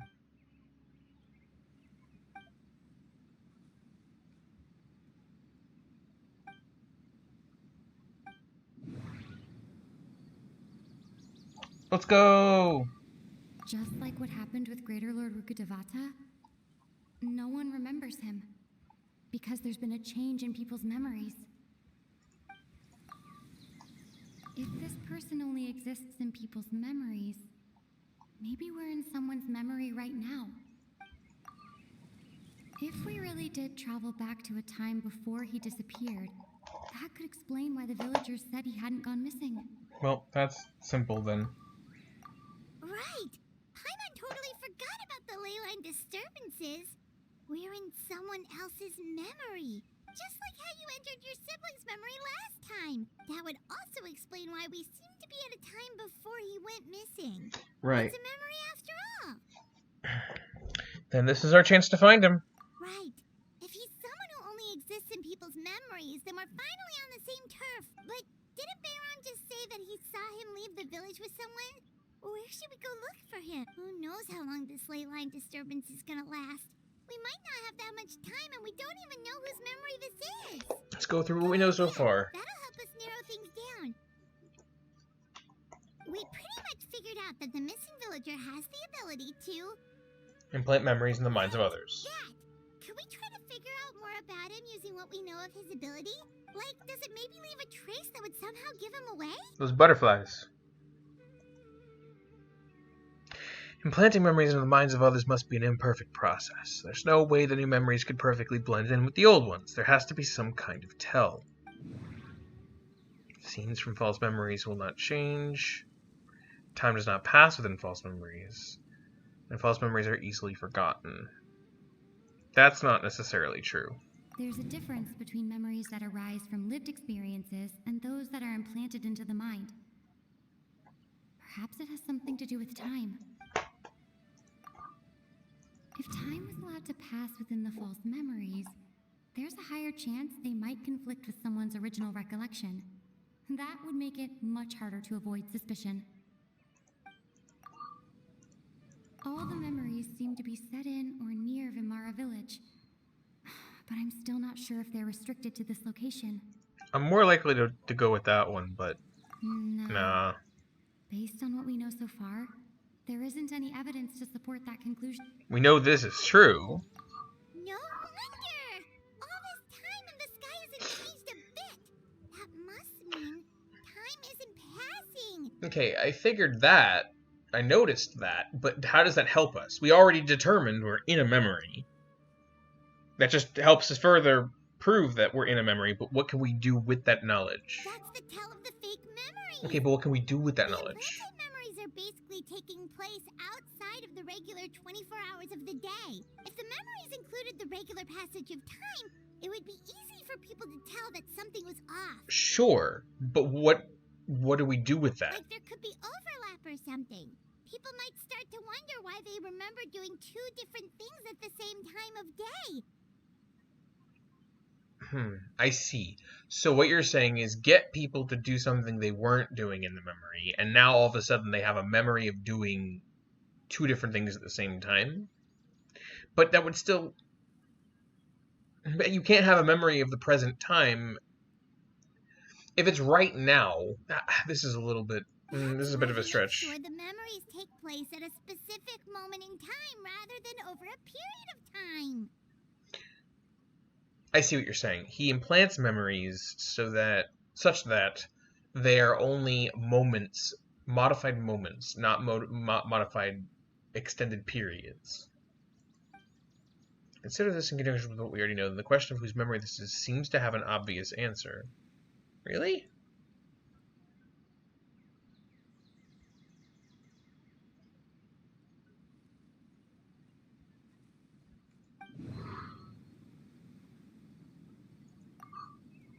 Ah.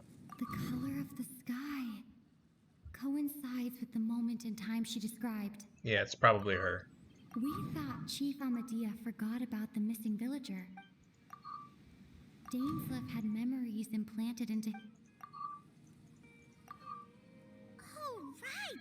That's exactly what Atosa described! Come to think of it, every time we talked, it always seemed to be around dusk. Just like right now.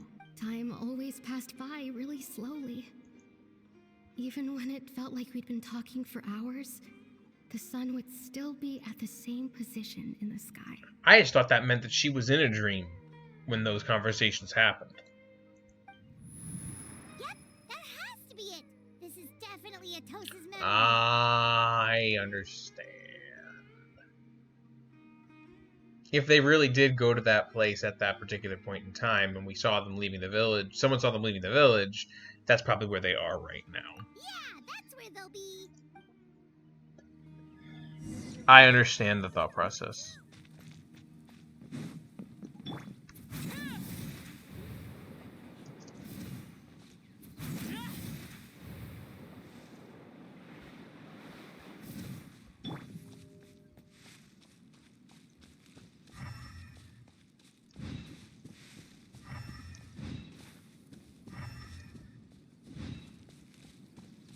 Oh, I forgot to check on those little kids who were up in the tree.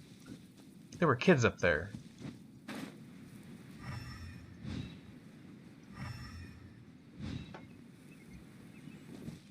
Oh, they're dolls. Now that looks like a Conrian. Looks kind of like Clothar, if I'm honest. Wait a minute. Oh, that's... shit. So, you see, Granny Jahiat was a mercenary when she was younger. She just talks like that out of habit. Is that them? She's not trying to scare the children on purpose. Oh, there I go again. Always talking about my own things. Do you maybe have anything you want to share? It's okay if you don't. You could also just talk about what you think of me? Oh, I think you're an incredibly strong and thoughtful young woman. Is that Kari Bear? You'll meet many amazing people and live a very happy life. You won't miss someone like me. Huh? Are those your friends over there?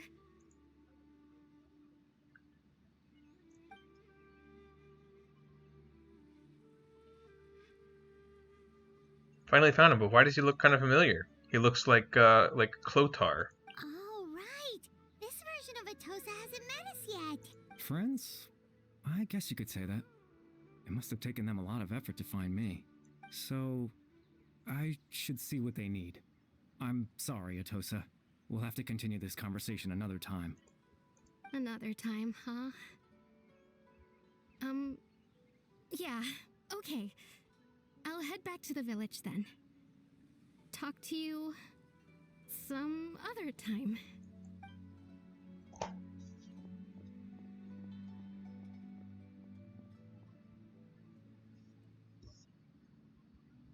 It's nice to see you, Traveler. I believe this is the first time we've met. You are Kari Bear.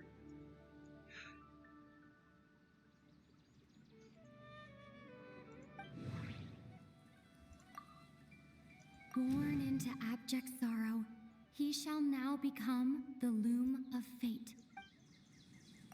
You're Kari Bear Alberic. Oh, you know me? That's quite the surprise. I don't believe I've met you before. You haven't, but... Oh, I see. It was the memory, wasn't it? Your sibling's memory. You saw... the me from back then. This is Atosa's memory. I came here to say goodbye to her, but I suppose I'll just leave her a message instead. Come, let's find somewhere else to talk.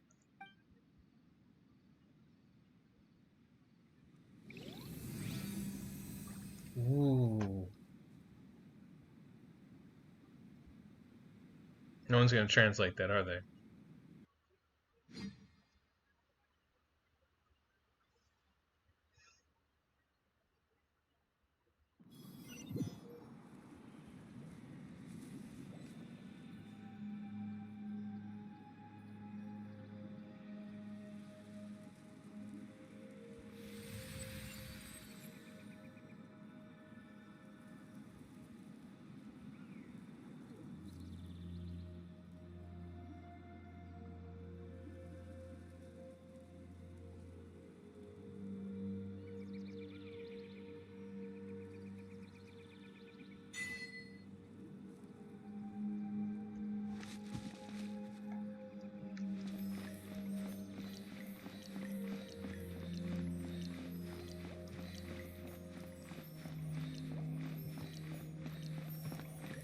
No sprinting, no walking, nothing.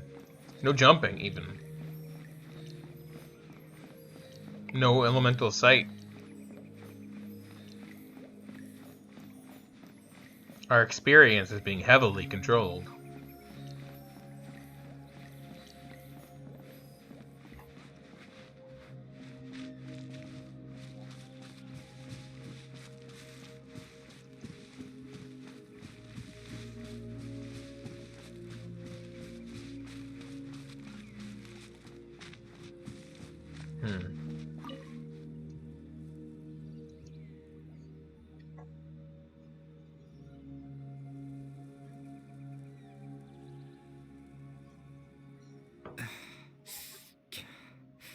What is this place? I suppose you could call it the realm of my consciousness. I'm someone who no longer exists in the real world after all, as you well know. Your connection to your bodily form was severed, and you exist now only in the ley lines, I'm guessing. It's nothing. I still have enough strength to play the part of a good host. I've always hoped that I'd get the chance to talk to you like this, and now the time has finally arrived.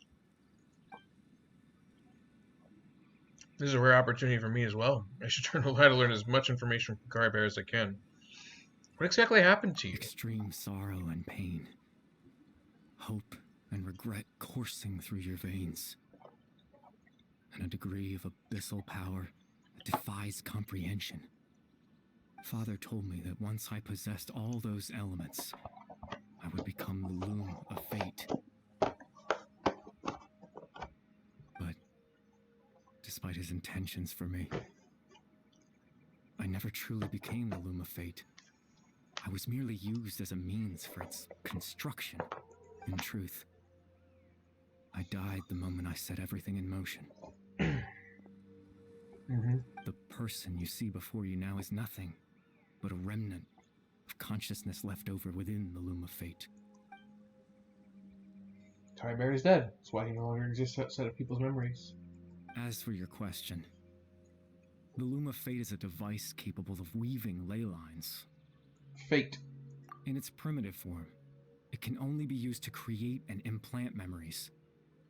But as more of it is completed, its power becomes stronger and stronger, until finally, it has the power to weave real ley lines of its own. Which, there were some theories floating around from many, including Ashikai, about how it's possible that the spirit veins are the planet's naturally occurring control mechanism, and things like the Celestial Nails and the Range-Aid Rake manipulate the spirit veins in order to create and adjust the ley lines. Once fully completed, the moment it gains the power to weave ley lines, it loses the lower level ability to influence memories.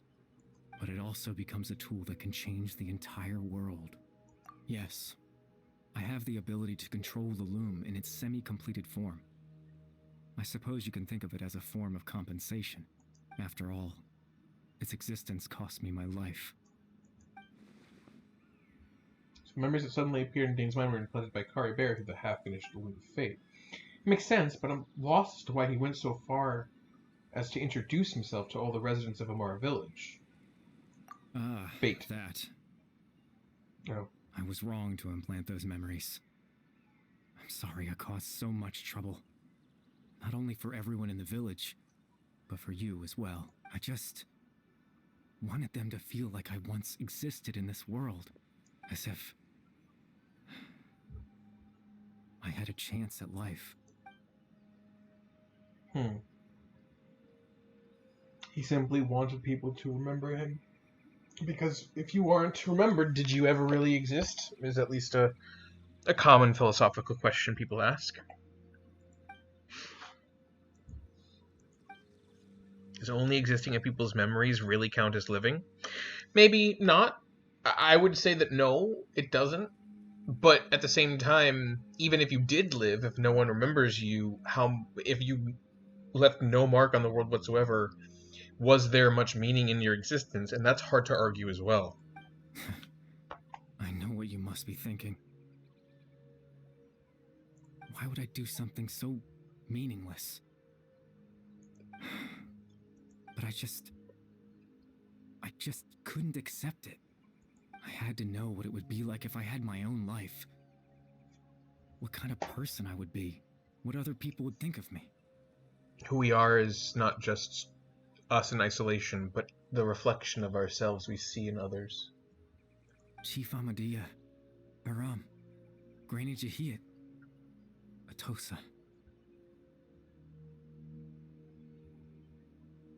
Yeah, I did see them, and I meant to check them earlier, and I'm upset that it took me until right before I entered that cutscene to even look and notice. What would it be like if I could live alongside them? No cataclysm, no curse. Just a quiet life in a peaceful village. I was curious, so I selfishly tried to have my own life. Even if that meant piecing together the version of myself that could have been. One memory at a time. No, that's not meaningless, and I get it. I know it sounds stupid. No, I get it. After all, my life ended a long time ago. Any chance at living was stripped away from me when I was 8 years old. My consciousness left to mature in an illusory world of nothingness.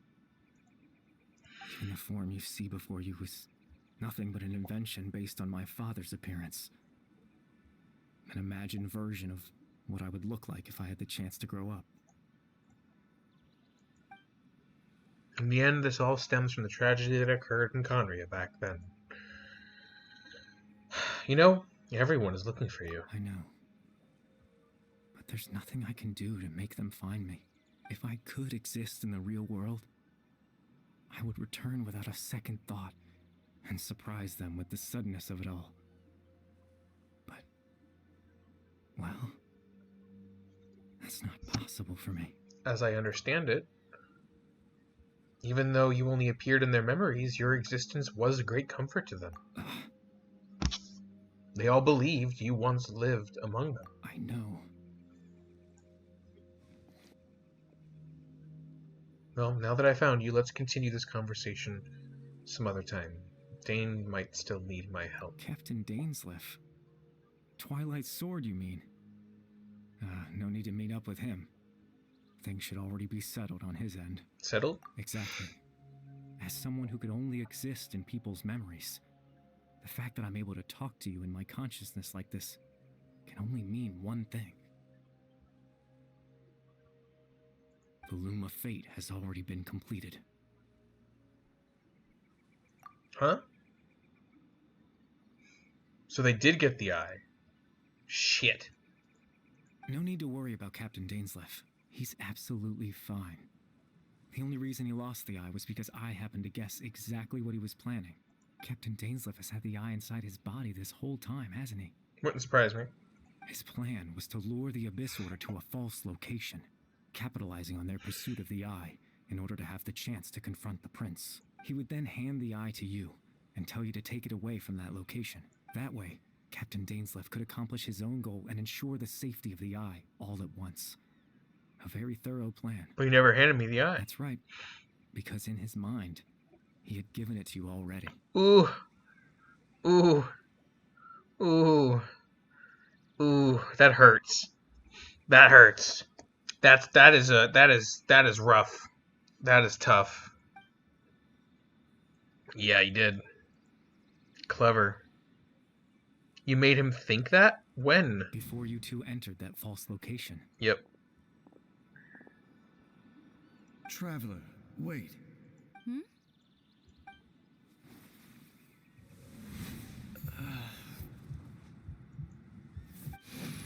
We've no time to lose. Let's head inside.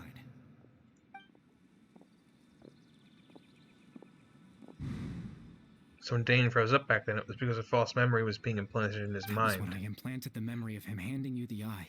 Given the tense situation at that time, Captain Dainsleif failed to notice anything out of the ordinary, and took that memory to be real. I'm sorry, Traveler, but I needed the Loom of Fate to be completed. And to do that, we had to retrieve the eye. So Dane had it the whole time until the Abyss Order took it away. I'm not sure there's anything we could have done. Well, now that it's complete, what are you planning on doing with it? I promise I'm not trying to conceal anything from you, but I truly have no idea what the prince is planning. Tevat's ley line system is deeply entrenched in the planet. Creating new ley lines can neither replace nor extend the ones that already exist. They can only overlap. In the face of everything they could be planning, I fear I'm too insignificant to even get a glimpse of the bigger picture. In any case, I had my own use for the Loom of Fate, and my goal, at least, has been achieved. To have some semblance of having existed. You remember my father, don't you?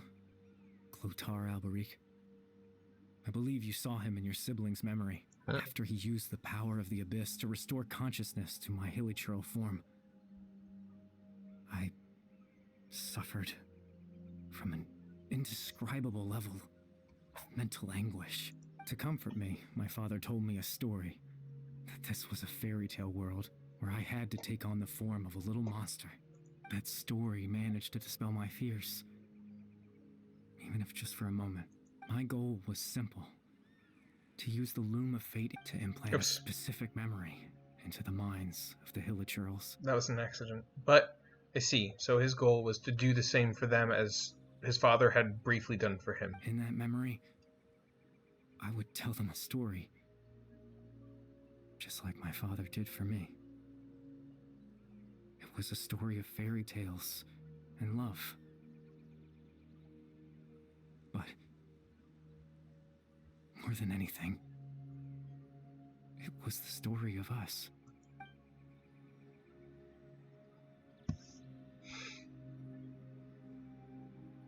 The thing that caused him to calm down was Carrie Bear's story. Yep, that was the only thing he wanted.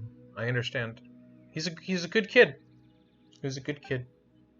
He had a device as powerful as the Loom of Fate at his disposal, and all he wanted to do with it was to offer the hilichurls a moment of comfort and peace. I can't change the world. Not when I lost the very right to exist within it. Implanting those memories, that was the most worthwhile thing I could offer. I think it was very meaningful indeed. All that's left of my existence is a wisp of residual consciousness tied to the Loom of Fate. In truth, that trace of my consciousness should have dissipated long ago. My goal was the one thing that allowed me to hold on all this time. Will. But now, the bedtime story is finished. And it's finally time to rest.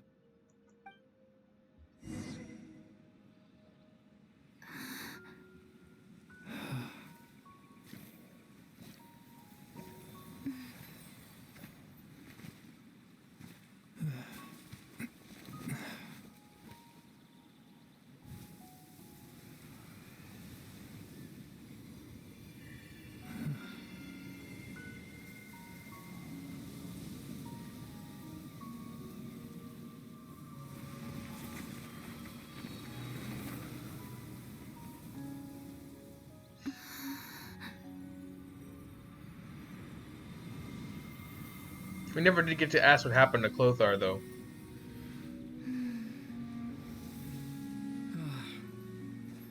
Looks like I was too late to see Kari Bear one last time.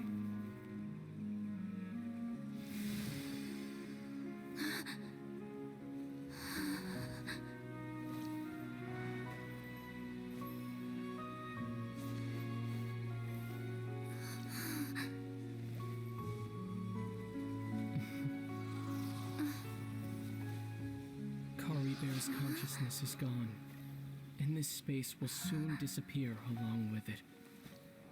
Neither of us belongs here. That's why we're not tangible. Were that not the case, I'd love to hug you too. But, motherfucker. Well, how about a conversation?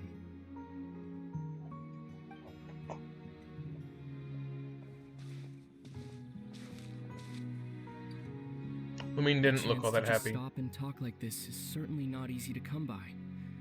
Wouldn't you agree? I almost can't believe it's real. That battle earlier was tough. The one against Dane, I mean, I didn't expect that after everything, he would still hesitate to raise his sword against me. Were it not for that, perhaps I'd still be no match for the Twilight Sword. Even after 500 years. What exactly are you planning?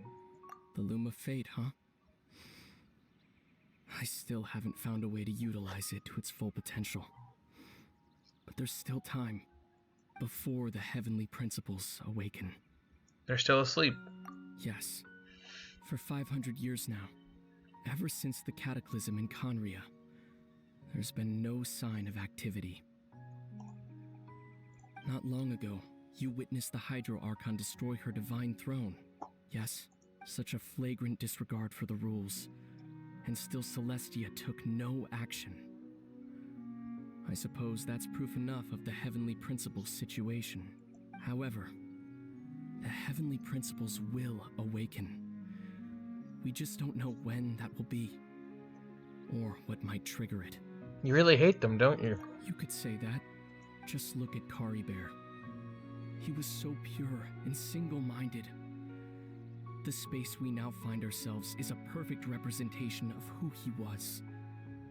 Quiet and peaceful. Even as a hilly churl, seeing the terrible sight within the mirror wasn't enough to taint his spirit. He brought comfort to the people of this world, even though he was denied the very right to be a part of it. So ask yourself this. Who was it that deprived him of that right to exist? There is a chain of action here, and it may not just be them, even if they were the last hand in the chain. Of course, that's only one example. My feelings about the heavenly principles are too complicated to explain in just a few words.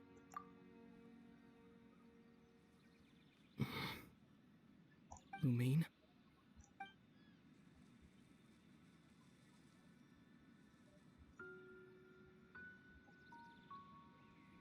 You're the only one in this world who calls me that. There's so much I wanted to ask you. But for some reason, I'm not interested in asking those questions right now. There's just one thing I have to ask. One thing I could never understand. Why? Why can't we continue our journey together?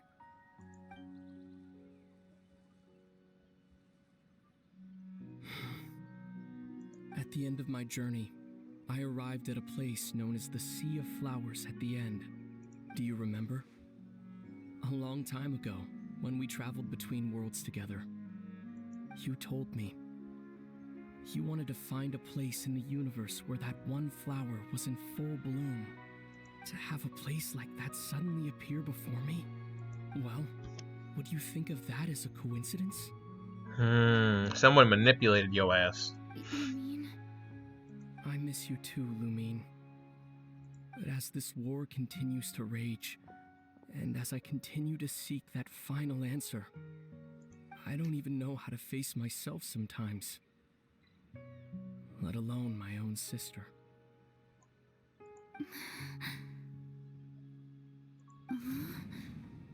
What's going on? Place is falling apart. This space has lost its tether. I doubt it'll be able to exist much longer. In fact, aside from our ability to physically interact with each other, there's something else you should know about this Oh god space. damn it. With Kari Bear gone, we won't be able to remember anything that happened here. Everything in this space will be wiped from existence, including all memory of our reunion. I feel like this is a reflection of our ability to see inside of it as well. You're only telling me this now?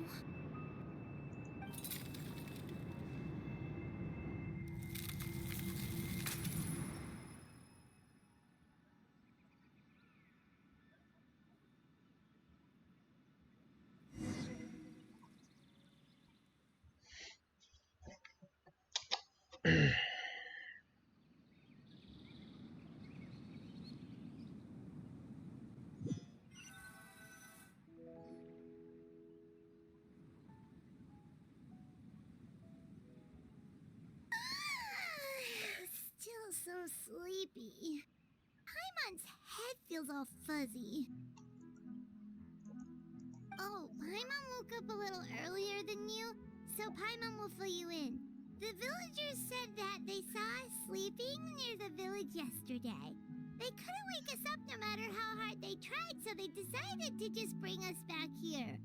Oh, and Dane came by just now. It looked like he was injured. He didn't say anything, though. Just made sure that you were all right and left. Kinda seemed like he had a lot on his mind, but that's Dane for ya. Never changes, does he? Let's think for a second. We were in that memory, and we saw that guy you called Kari Bear. He was the missing villager that we've been trying to find, right? And after that, Paimon doesn't remember what happened. Kari Bear and I talked for a while. He told me about the Loom of Fate. Wait, really? What a score! I guess our commission is complete then. The missing villager, the person who only existed in people's memories, was Kari Bear all along.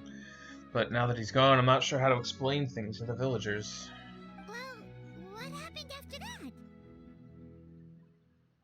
I can't seem to remember.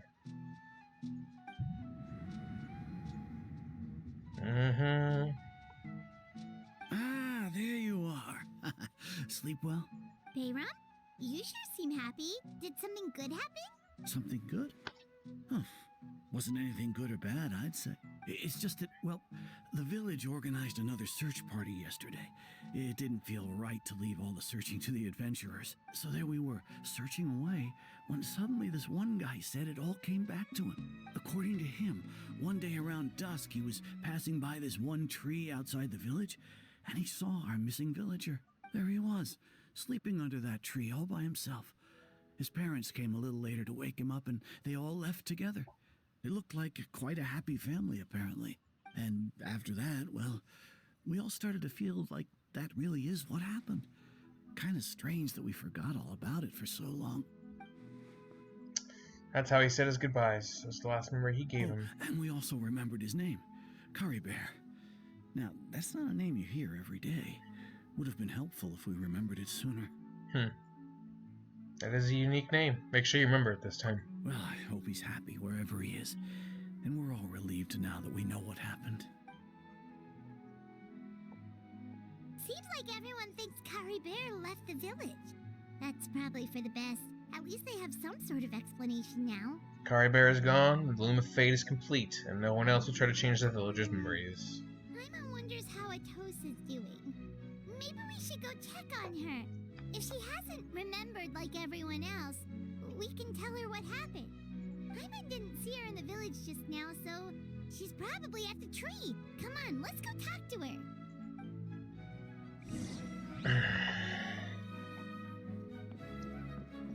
I'm gonna be honest with you, I think the Traveler is just like Kari Bear. I don't think the Traveler, not the Traveler, the Abyss sibling, I don't think they're real either.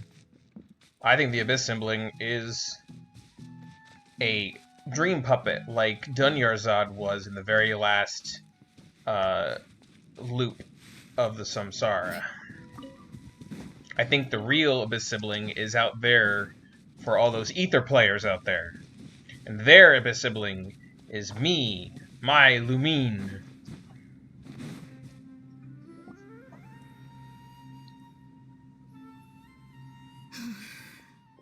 Hey, Atosa, how's it going?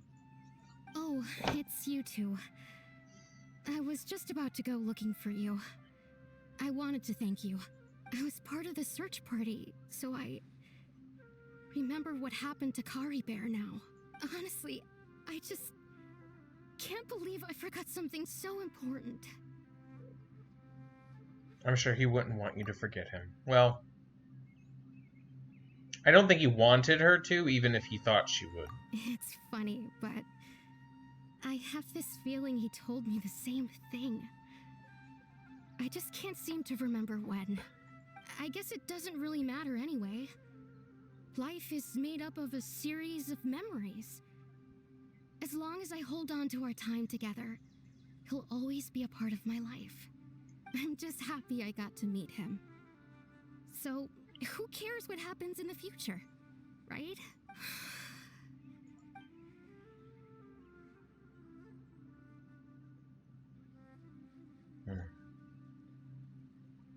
okay, I'll admit.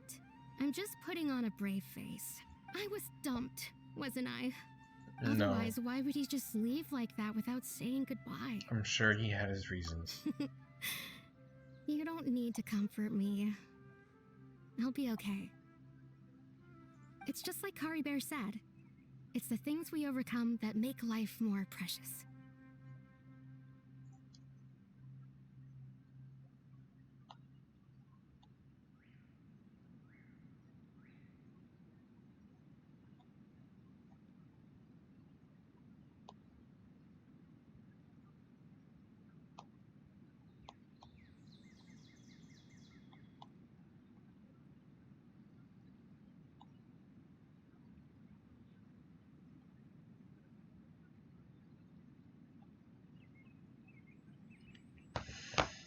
And you know, if he has a heart, maybe he'll come back and see me one day.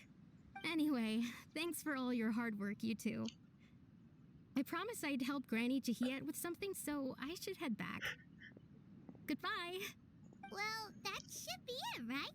Everyone's lives can go back to normal now. Well. Oh, right. Weren't you about to tell Paimon what happened after your conversation with Kari Bear? What was it that happened? Feels like there's something in my pocket. A picture? Where'd that come from? Let Paimon see. No, Charlotte. Huh. You must get along with each other, the two of you. Wow. That's, Now this needs an explanation.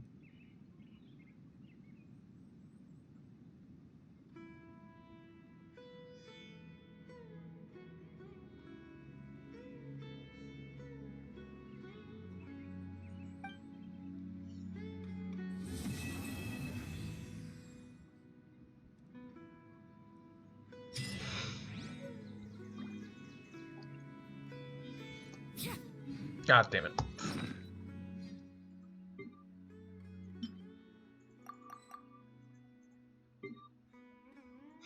A precious group photo that has surpassed the rules somehow, being taken by some unknown person using unknown means in a space that should no longer exist. Good stuff. Always good stuff. Good stuff, good stuff, good stuff, good stuff, good stuff. Good stuff. A lot to chew on there. A few confirmations and even more little tidbits of evidence. But for now, I gotta get back to moving. Thanks for joining me, and I'll see you next time.